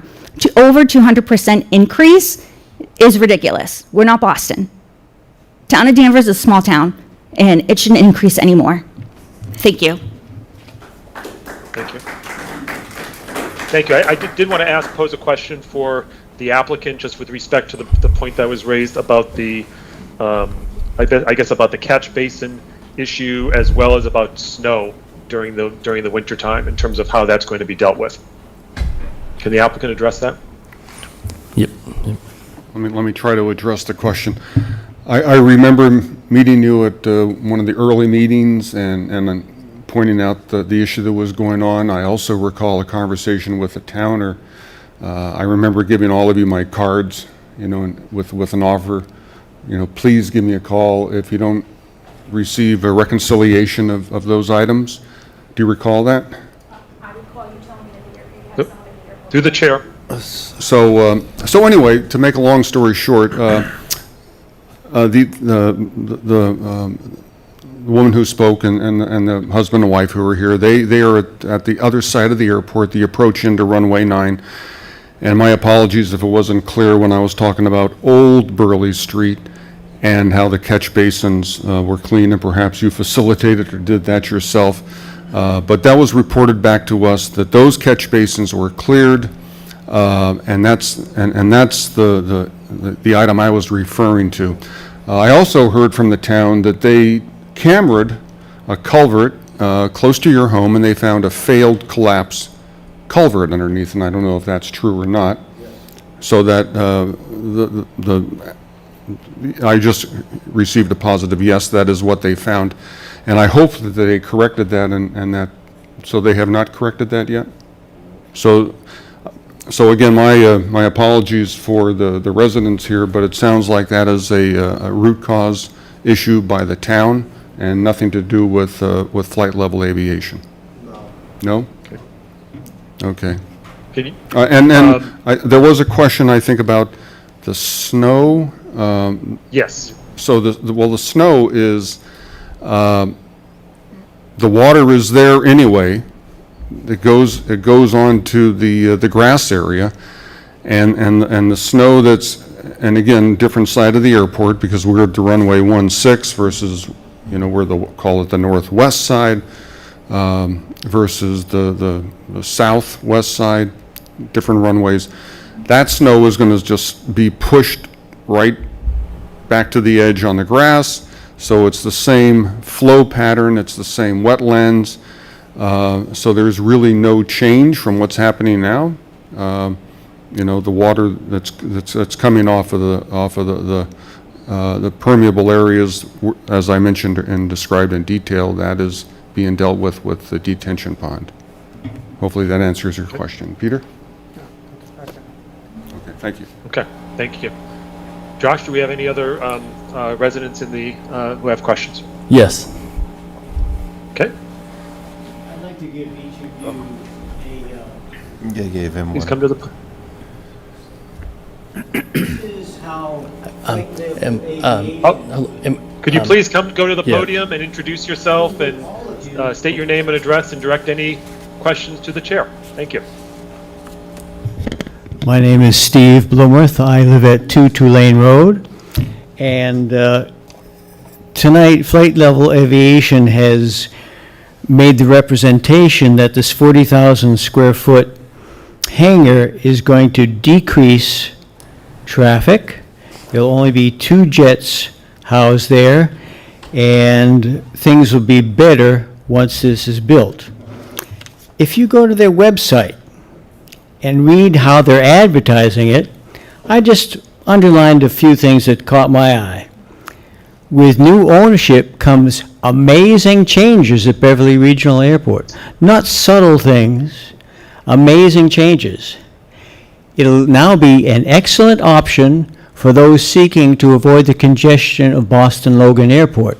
So take the congestion from Boston and put it in Beverly, or actually over the heads of people like Stan and Gus, who have told me it's not noise. The whole house shakes. For 1 to 2 minutes, the whole house shakes. 11:30 at night, Stan, was that right, on a Sunday night? 11:30 at night, the whole house shakes. He can't get back to sleep. Every time, every jet takes off, their whole house shakes. And that applies to every person who lives along every takeoff runway, because as the jet travels down the runway, low-frequency vibrations occur. If you were at the meeting in the past where Mr. Lawrence said he went around and measured the sound pressure levels, and he said it was about the same as a noisy blender in your kitchen, that sound pressure level does not read low-frequency vibrations. Jet backblast is 200 cycles per second and lower. It travels through trees. It travels through structures.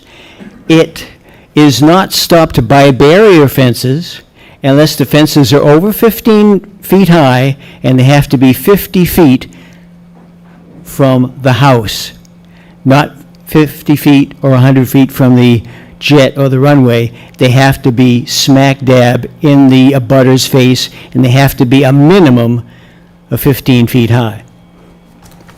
So it also says for our international operations, so now they are inviting international operations. We are the more efficient alternative to Bedford, so they want to get business from Bedford and bring it to Danvers. We can facilitate quick turns for your customs immigration flights. Customs immigration flights coming to Danvers.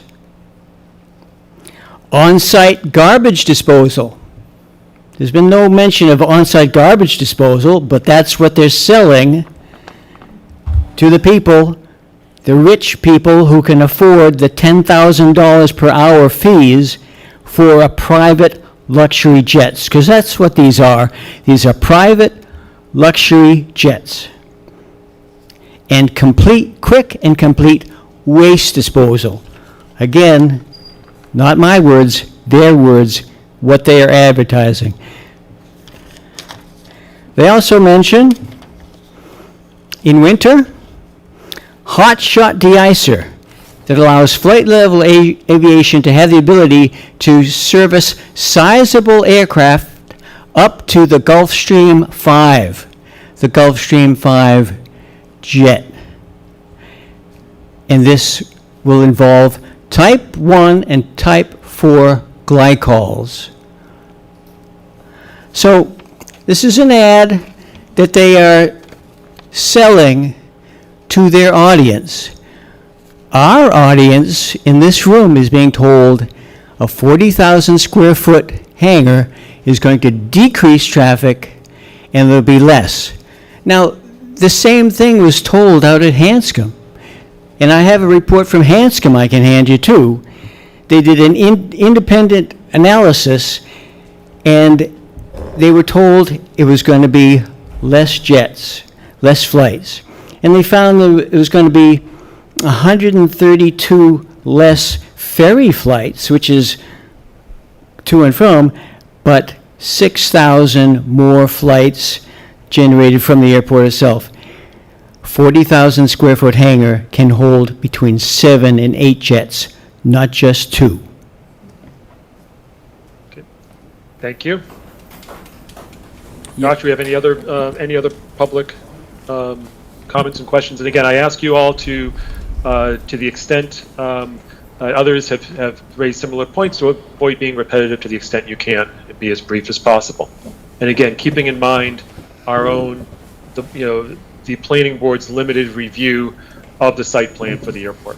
Sir, can you identify yourself? And, Yes, and, I'm state your Joseph name and your address, Rinaldi. please? I'm Joseph Rinaldi from 9 Anthony Lane, Danvers. And I realize you are limited with your purview, and so I don't want to, keep you up any later than you already are. But I just wanted to make a few comments too, like some of my resident friends. It's really a shame that as a planning board, it would seem to me that your charge should also be to oversee the quality of life issues and character of the town before a building, this hangar such as this, should be built. It's going to be a football-sized hangar. It's going to be an eyesore. It really shouldn't move forward. It really has no place in the Danvers tax-free landscape. I moved to Danvers in 1984 because of the small-town character and the peaceful quality of life that Danvers offered. This is no longer the case. The proposal to construct a football-sized jet hangar in Danvers will add possibly 5 to 6 private jets and will contribute to the already deafening noise of the hundreds of daily flights of recreational propeller planes that bombard us right now in my neighborhood, Danvers High neighborhoods. It wasn't always this way. For years, until 2020, we rarely even saw a plane come over our neighborhoods. They went to the other runway, 1634. Then all of a sudden, 927 became the runway to take off on because of the disgraced, I might add, airport director who pushed that issue. And overnight, we went from never seeing a plane to bombardment, noise, and of course, the pollution, the leaded pollution. The leaded pollution that you and I breathe, whether you see it or not, you're breathing it. And more importantly, it's affecting our children, especially small children. Their organs and whatever haven't developed.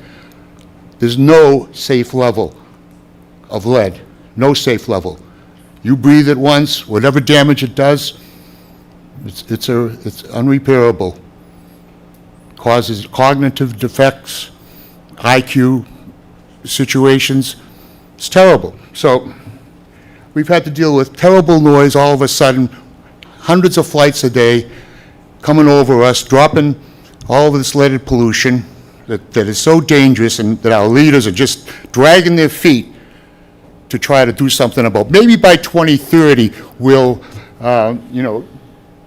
obligate the airplanes to use unleaded gas that's already available. But for now, you can't put it in your car, but they can put it in their planes. How much sense does that make? But this is where we're at in our society. So, added now to having more jets, they say, oh, we're only going to put 2 jets in the hangar. What if they put more? And even if they don't, that's still going to add to the already horrible pollution that we have to breathe in, whether it's the leaded pollution or the jet fuel, the CO2 emissions, and whatever else.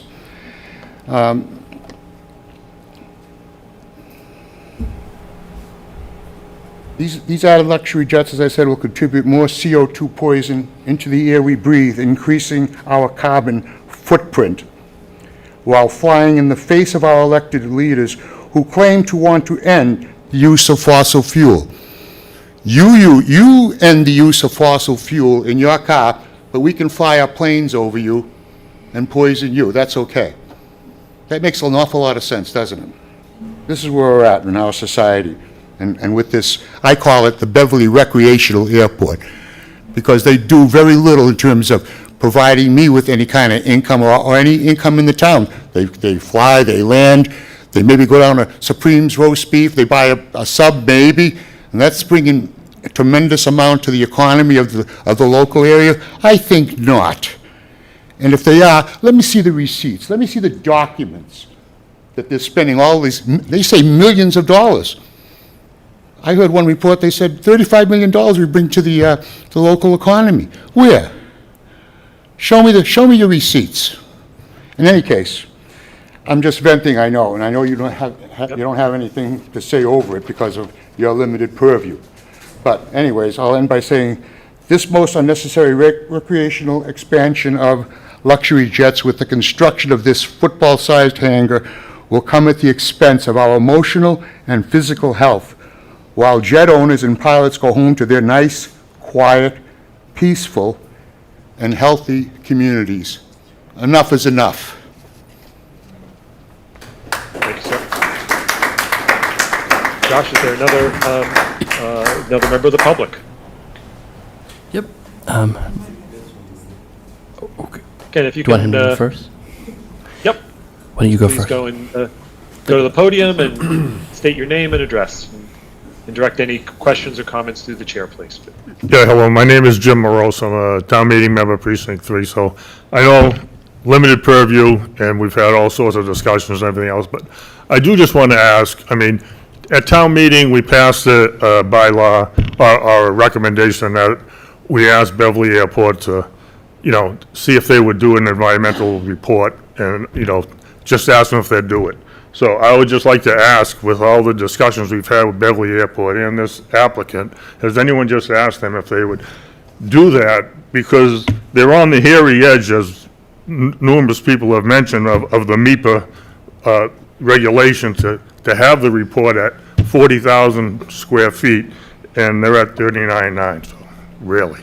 Has anybody asked?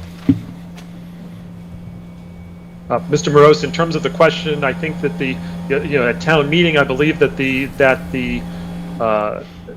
town meeting article was addressed to the airport commission. I believe there was a recommendation.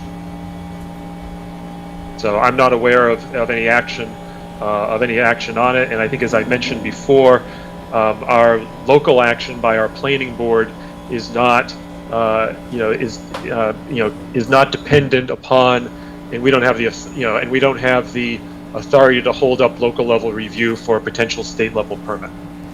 Thank you. Okay.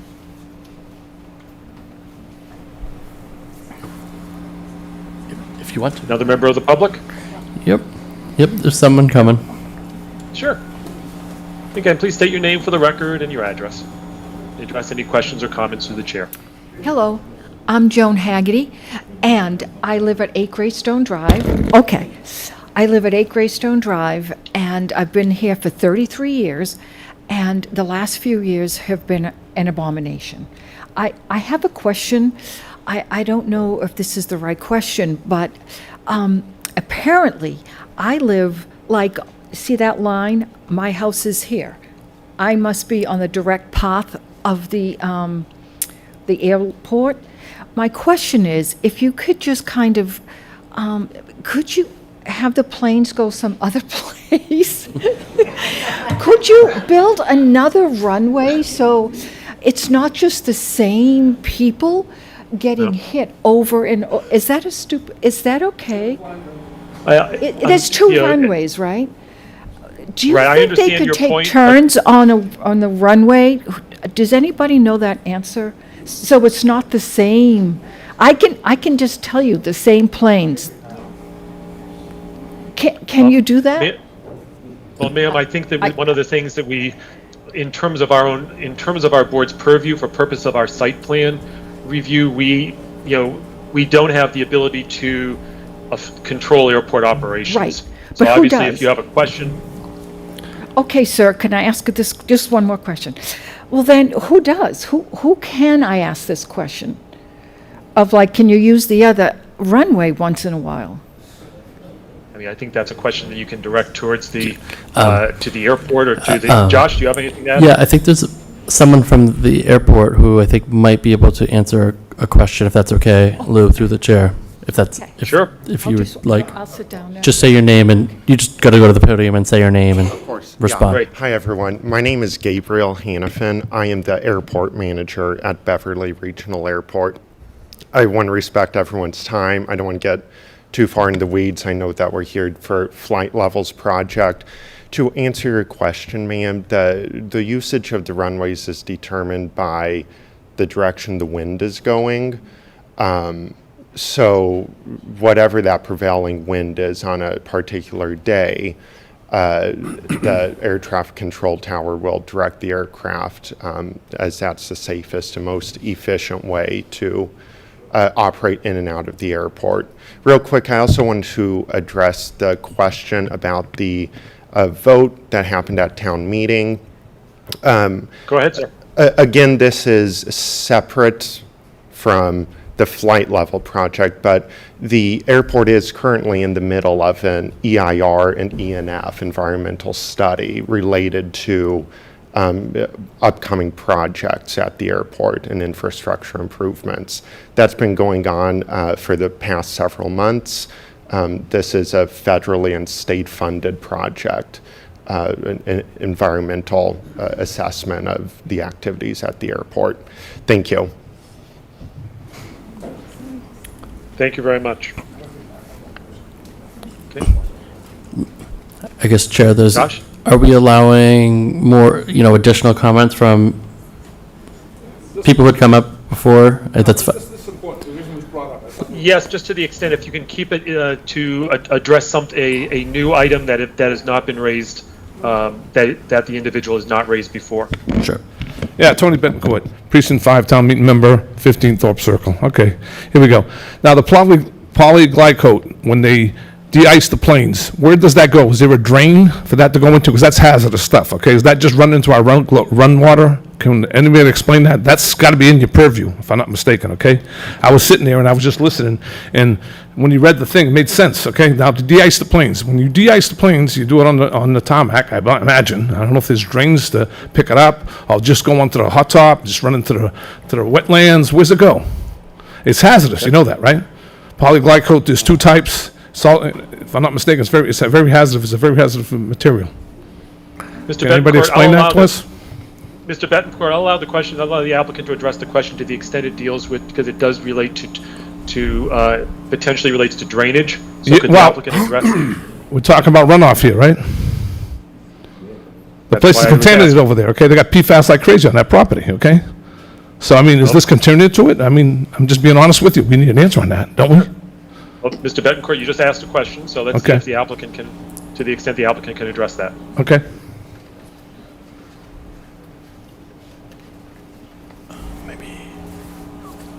Peter Eichley again, with Flight Level. I must state first, I'm not an operations person, but I know that our de-icing operations are compliant at all of our locations. We operate at 11 airports, mostly in New England.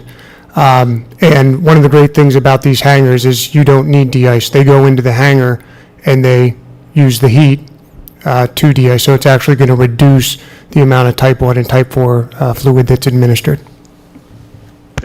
Thank you. So right now, what's Betancourt, happening? anything further? Where's it going? Is there drains to catch this? Is it monitored? Is it just run everywhere? I'm just curious. Well, the applicant addressed, the applicant stated that they are compliant, and I think what we're looking at is the proposed use, which is the, we're evaluating the proposed use in terms of the new hangar. But we're And talking so he runoff explained that here. with a hangar, there's Your no purview- If I'm not mistaken, your purview is runoff. If this stuff is getting into the runoff, we have a problem. Okay, thank you. Okay. Any further? Yep. Any further questions? Yes. There's someone from the public going to the podium now. Sure, go ahead, yeah. Hi, yes, I'm a resident of Danvers, Mass. My name is Janie Hill. I have a question, just with what that young man just said. Now, we've lived here for over 35 years, but something changed 4 years ago. They use the one runway to go over Danvers. And do you take an account of how many planes are going out on that runway? You say wind, but the same wind was here 35 years. The last 4 years, it's all going towards Danvers. We're asking for representation as a resident, because it's disturbing. You feel like you're being run over, and it's going the same direction all the time. So it can't just be dependent on the wind, because something drastically changed. And I'm sure the airport must keep count of how many planes are going over certain runways. How many are going towards Danvers? Share the wealth. That's all we're asking. Other airports, I'm sure, listen to their residents. We want representation from Danvers. We've been here. We're good citizens. We contribute to your community.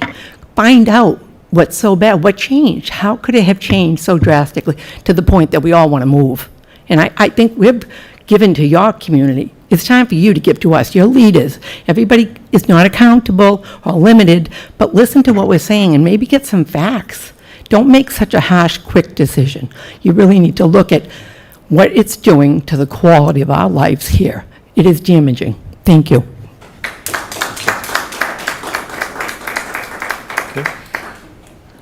Josh, any further Yep. members of the public? I think, Sure. I think we're gonna, yep. Sorry, I keep asking that, just I can't see. So Oh, that's- no, that's fine. All right, you'll get No. plenty of them. My name's Please Mark. state your name and address for the record. Well, you know who I am. Mark Zubarek, 9 Glendale Drive, Danvers, Massachusetts, a resident and a taxpayer. I have been dealing with these issues in regards to the airport itself, the Beverly Airport itself, for 25, 30 years. And you're right, something has changed, and it was management's change at that time, back in 2019, 2018. Since then, that manager is gone, but the flavor of the month is to expand the airport to make more money for the city of Beverly. I don't know how much money they make, but it's self-supporting right now.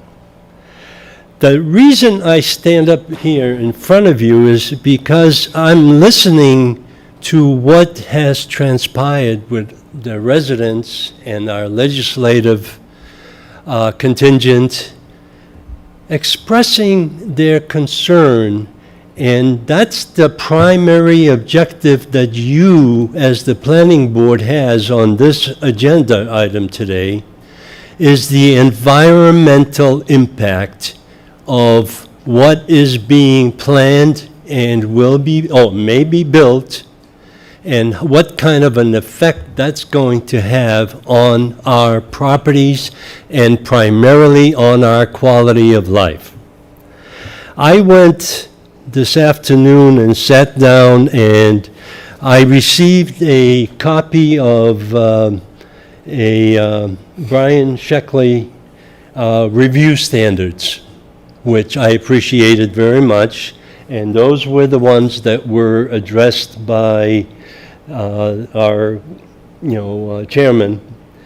The 4 items that we have in front of us, if you look at it deep enough, they're all related to the environmental conditions, whether they're air, trees, grounds, groundwater, stormwater, whatever you want to call it, it's all related to the environment.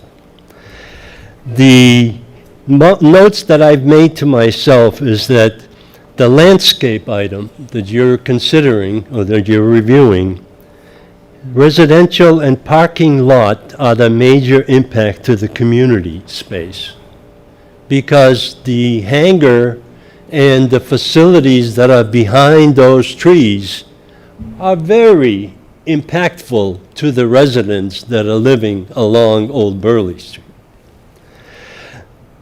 Trees and ground cover are being removed. Environment, air, noise, fumes from the jet fuel runoff, and landscape buffer are being impacted by destroying the adjacent landscaping. So that covers item number 1, landscaping. There is an effect. This is a white elephant that's 300 feet long and 135 feet wide. It's not a small structure. It's not a residential building. Some of our engineers that have been presenting this call it a garage. This is not a garage. This is a big structure.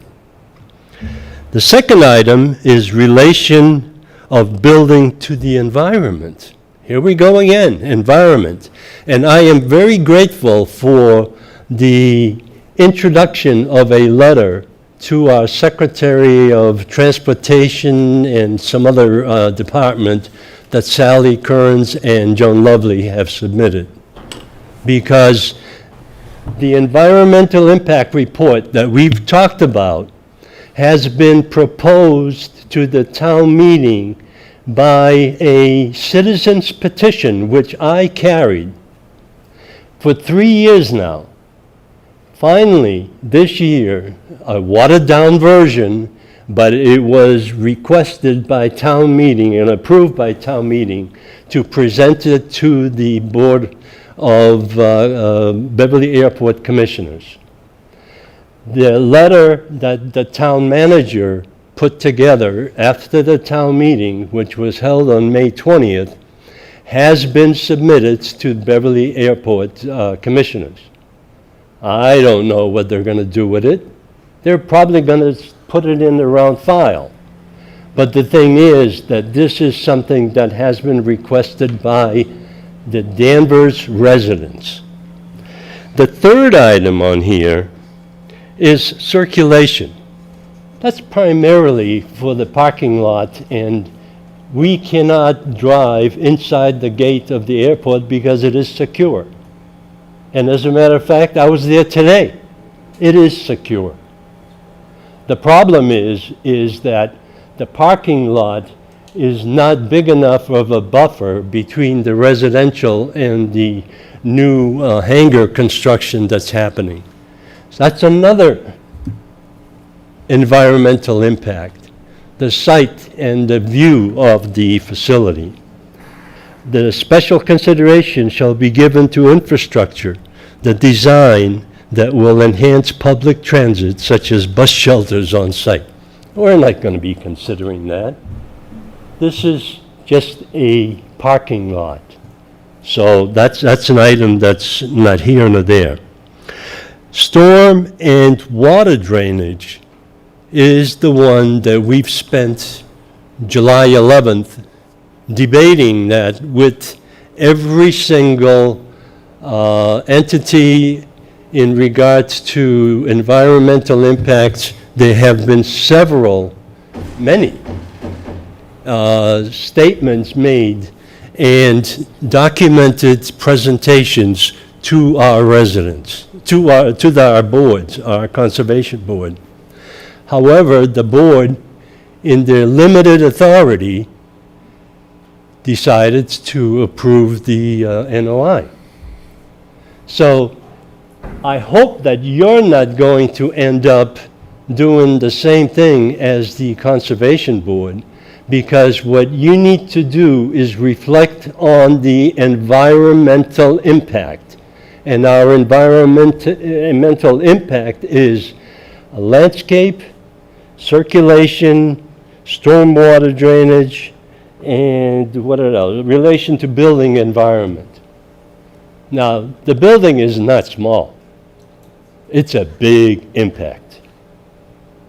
And I know that I'm, going over the same issues, but I appreciate the input from the residents and the care and quality of life that they are trying to defend. And you, as a planning board, have also very limited authority, but please take notice of what is being presented to you. Thank you. Thank you, Mr. Zubrick. Josh, do we have any other members of the public who have comments or questions? Mr. Chairman, Stan Sleepaway 5 Bradford Road, if you'll allow me to speak to Go ahead, Mr. what the Sleepaway. manager of the airport just mentioned about the ongoing ENF and EIR of the airport. I just want to review the MIPA regulations, chapter CMR 11.01, section 2, applicability, in part C under segmentation.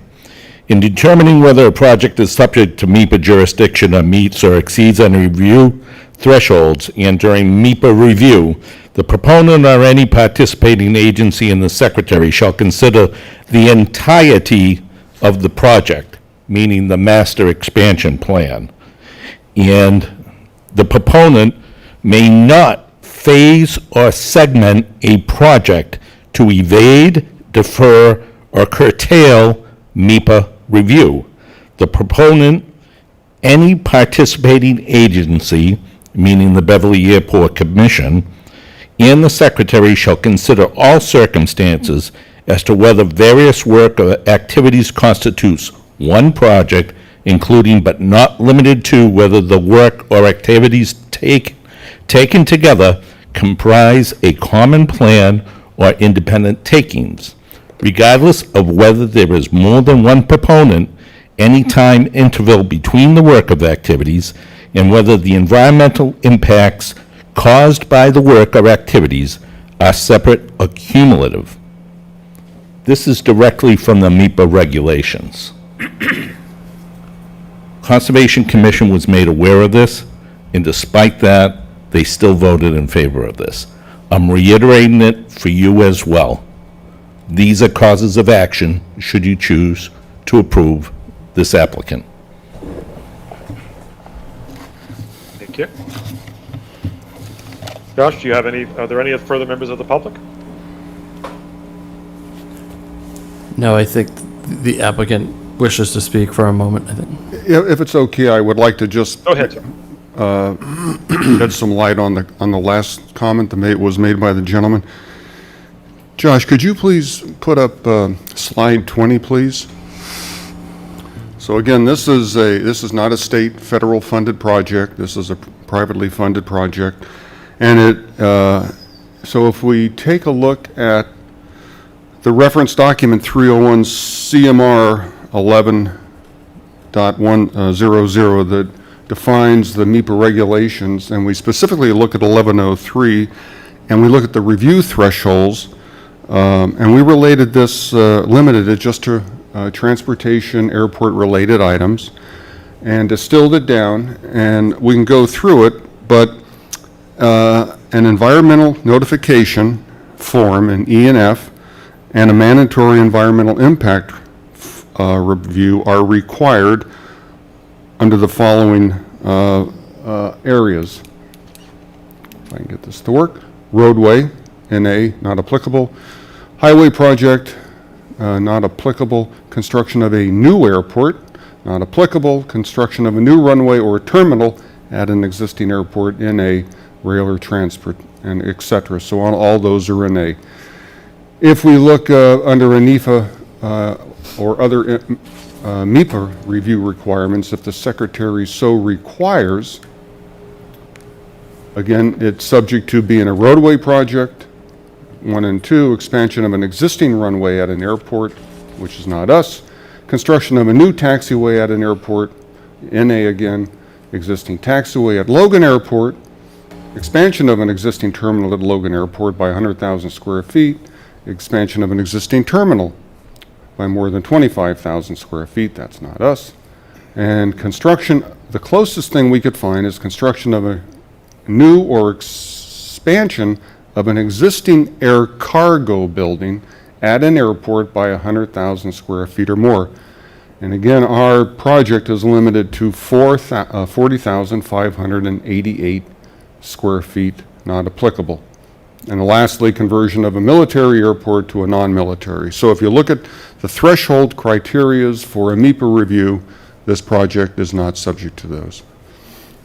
And while I'm up, if you wouldn't mind, if you could please, let me just go back to slide number 18, Josh, if I can get this right. There we go.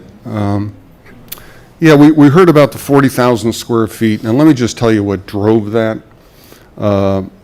It's if you go through 3 documents, if you go through the International Building Code, if you go through the 780 CMR Mass Building Code Amendments, and if you go through the National Fire Protection Agency, this is a code summary. It's very complex, and I won't bore you with it, but if you work through, think of a logic diagram in a matrix system, and you break it down and you start with a classification. This is an aircraft hangar. It falls into an S1 group. It's type 2B construction. That means it's a metal building. It's non-combustible, it's unprotected, it does not have a height of 75 feet, and it's less than 83,000 feet, 1,000 square feet. And then that drives you to this, the use and occupancy. And again, we're having a pre-action dry system. That's what's in the building. It's less than 40,000 square feet, and that's really important because it allows us to use a pre-action system instead of a foam system. And any ancillary, which is not part of the determining the single fire use, just needs a 1-hour fire barrier. And this goes on and talks about the sprinkler system, but it says where aircraft, the last item, has an attached structure such as a lean-to, then the common wall between them shall be at least a 1-hour fire barrier wall, which is both sides of metal gypsum board on metal studs. So if you go to the next slide, please, Josh. So the 39,000 square feet is the hangar, right there, 39,950, and we kept it below 40,000 because we did not want to use a foam fire suppression system. They're ineffective, they're extremely expensive versus just using a water system. And this lean-to out here is a 628 square feet. So it's not part of the integrated hangar complex. So hopefully that explains the statements that were made regarding the square footage. Okay. Thanks. Very good. Thank you. Josh, do we have any other members of the public who wish to speak? It does not appear so. Okay. Very good. Thank you very much for everybody's questions and comments. I'm going to turn things back to the board to see if they have any further questions or comments. I'll begin with Jean Hartnett. I don't have any other questions. Okay. Tim Spittle. No other questions. I mean, I'll just say that I think I've been quite enthused by the depth and breadth of information I learned today about all the ways that people are pushing on this. So I think I made my position on the vote clear earlier, and all to say that I think, I think the problems that people are raising here are being sort of addressed in other ways outside of this forum where we might be limited. And so I appreciate everyone sharing that information. Very good. Thank you, Tim. Jim Sears? Focusing on the assignment that we have, I think that the information has been provided by the applicant, and we reviewed that. I'm not sure we need to have additional meetings on what has been presented after the site plan, after the site visit, charged with what we're charged with reviewing. I think that the items that have been presented and reviewed by town staff in the limited review have been met, enough for us to give approval. Obviously, there are a lot of other issues that can be addressed by the committee with the Beverly Airport and by further state regulation, but that's not within our purview. We're reviewing a site plan for a building. We've reviewed the stormwater management for the building. We've reviewed the landscaping for the building, and that's really what we're charged with doing. We can't affect the airport operations. We can't affect flights or noise. That's not within our purview. So in our limited review, I think we've had, the information provided to us to allow us to make a decision. I know it's an emotional and a cause of a lot of concern by the neighbors, and I appreciate that. But in our review of this particular project, I think we've been provided with enough material to review, and it's been vetted by staff as well. So I'm prepared to make a decision this evening. Okay. Very good. Thank you, Jim. Mike DeCoulis? Again, I echo the statements made by the fellow board members and agree with all of them, but no further questions. Thanks. Okay. Yeah, and coming back to me, just in terms of my comments, and again, I appreciate all of the all of the comments that people have made today, members of the public. I appreciate the comments as well, and and the actions that have been movement by Representative Kearns and Senator Lovely. There's definitely there's definitely a lot of concerns that have been raised, and definitely the comments and concerns by people are taken seriously. But turning to our charge that we have, as has been explained by my fellow board members, I think that that the applicant has met those met the charge in terms of what the limited review that we as a planning board can have on site plan review of this specific building. In terms of the site visit from a couple of weeks ago, I think alleviated any concerns that I had with respect to the landscaping and the building site, as well as the circulation, the stormwater and drainage. I think that's something that's been addressed in terms of with respect to the submittals to the Conservation Commission. So looking at at our review, again, at our limited review, I would, although you can't ignore the concerns that the residents have raised, I believe in our limited review, I'm prepared to make a decision tonight as well. And again, this is not to in any way question in terms of the statements that people have made. I mean, as I've said before, I grew up in Danvers. I grew up on Water Street, a very short distance away from the Crease and Cook Tannery, which was built a long time before my parents bought their home in the late 50s.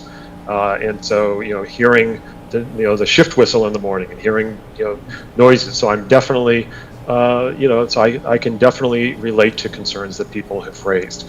But looking at the limited review that we have, being bound by the law, and being bound by the law and guided by by town staff, I see the applicant as having met their their burden for the site plan review. Okay. So that all being said, I'd like to entertain a motion to close the public hearing. Move to close the public hearing. Okay. First by Jim Sears. Is there a second on that? Second. Second by Jean. There's a motion to close the public hearing.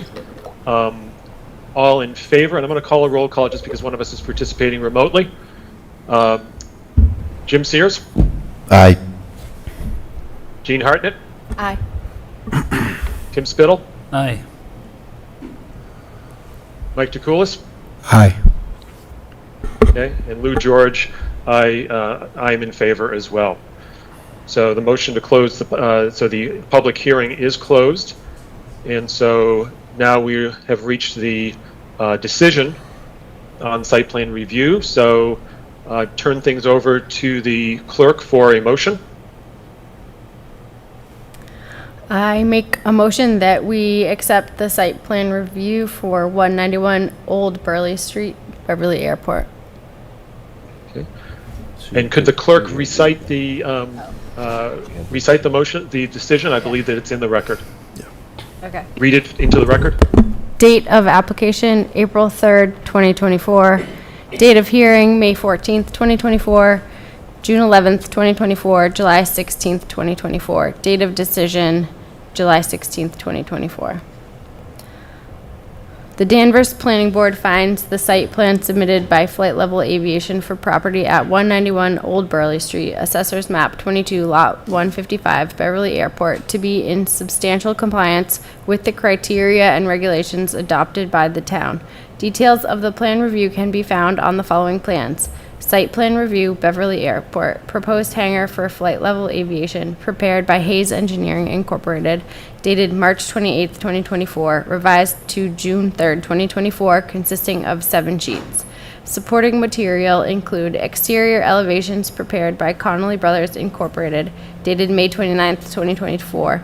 Floor plan prepared by Connolly Brothers Incorporated, dated May 29, 2024. Stormwater report prepared by Hayes Engineering Incorporated, dated January 5, 2024, revised to May 30, 2024.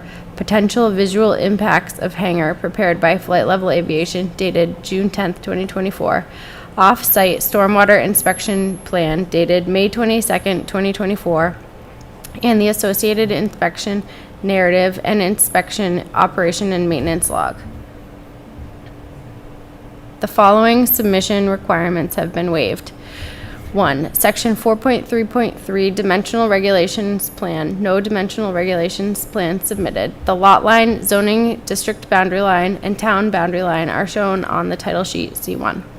2. Section 4.3.7 Landscape Plan. No landscape plan submitted. No landscaping is proposed at the airport as it attracts wildlife, which would be a potential safety hazard. 3. Section 4.3.8 Off-street parking and loading plan. No off-street and loading plan submitted. The location of parking spaces is shown on the site construction plan, C3. Conditions of approval. The project is subject to the following conditions.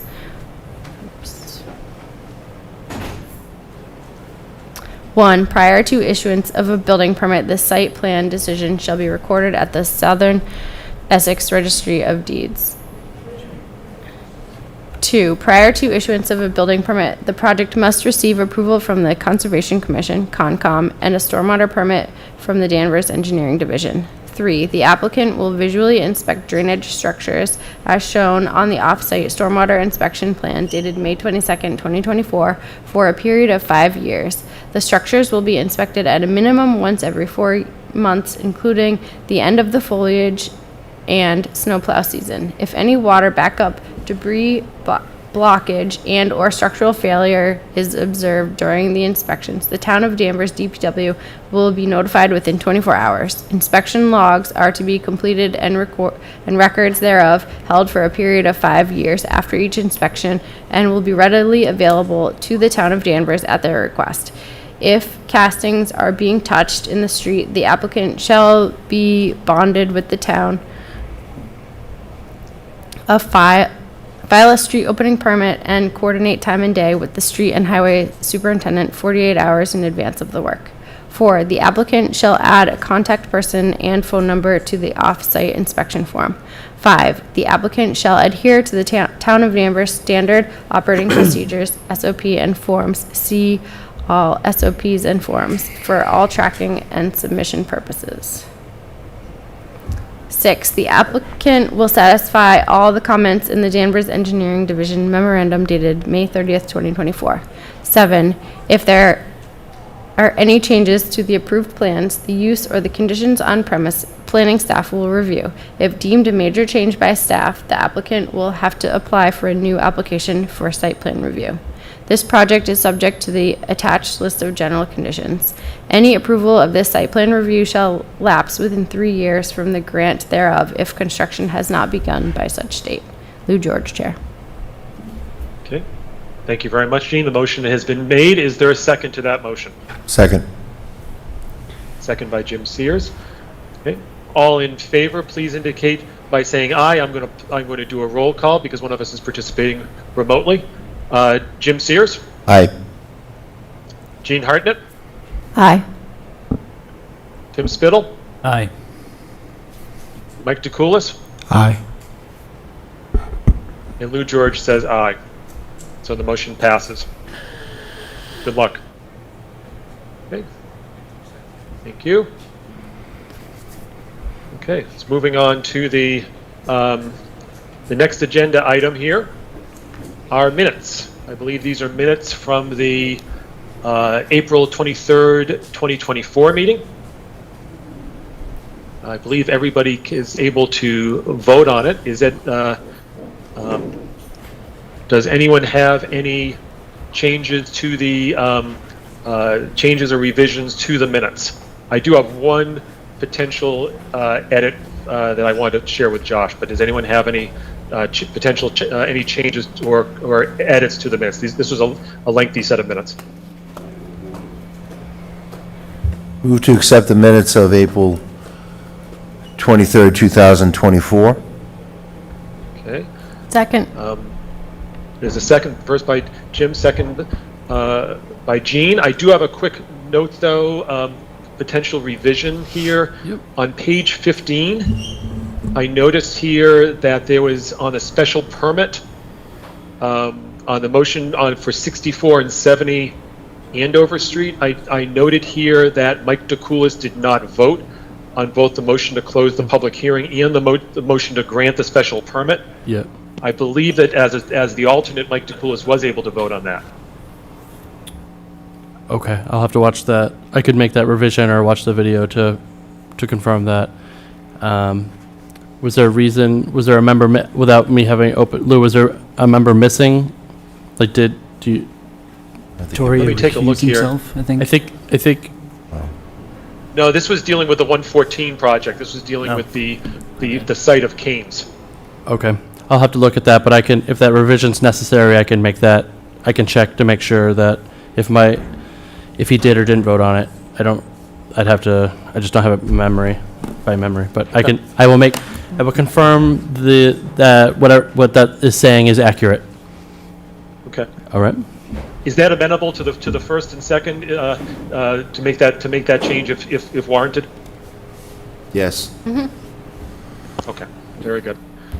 All right. So it's been. So let me see here. So it's been. All right. So we have a motion that's made and seconded for the approval of the minutes with that possible revision. I will call for a roll for the minutes. Jim Sears. Aye. Okay. Jean Hartnett. Aye. Tim Spittle. Aye. Mike DeCoulis. Aye. Lou George, I say aye to that as well. So the minutes do pass. Okay. Very good. That's it for our formal agenda. What is our, just before we adjourn, Josh, what is our next, when is our next meeting anticipated? Well, as on the schedule, it's August 20th. However, you had mentioned that your preference, or, you were potentially not available on the 20th, and if we could move it to the August 13th. Currently, as we speak, there are no official applications. So, unless, some administrative matter is submitted between now and then, it's looking likely that August meeting will likely be canceled as we speak. But if anything is submitted or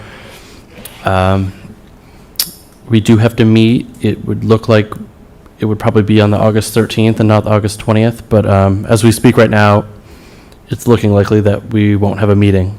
But if anything comes in, I will try and give everyone a heads up. But if there was a meeting, it would likely be on the 13th. Yeah, I have a work trip planned. That's actually the week of I would be away in Indianapolis on the 20th of August. But if in terms of the other my fellow members, Right. is if we did have a meeting, would August 13th be amenable to my fellow members? It's fine with me. Yep. My wife's pregnant. No conflicts. Michael has a personal matter that has a date that's very to be determined. So we could likely make it. It would likely be an administrative matter. So if Michael had to miss it with the 4 members being present, it's something that we could work through. So Okay. It looks like that would likely be the date that we would do, and it would likely be here because there was a select board meeting. But before the meeting, I was just wanted 100% confirm we had this room available. So there's a little moving parts, but I will try and keep everyone as informed as possible. If that's okay. Perfect. Okay, that sounds great. So the next possible meeting would be August the 13th. Great. Yes. Okay. Josh, anything else from any other members of the board before I entertain a motion to adjourn? I have no comments at this time, but. Nope. Okay. No? Okay. So I'd entertain a motion to adjourn. Gene? Oh, wait. Make a motion to adjourn. Okay. Second. First by Jean. Is there a second? Second. Is that second by Jim? Yep. Yes. Very good. I'll call a roll. Jim Sears? Yes. Jean Hartnett? Aye. Tim Spittle? Aye. Mike Catoulis? Aye. Lou George says aye. Very good. Planning board meeting is adjourned. Thank you very much. Thank you everybody for coming. Have a good evening, everybody.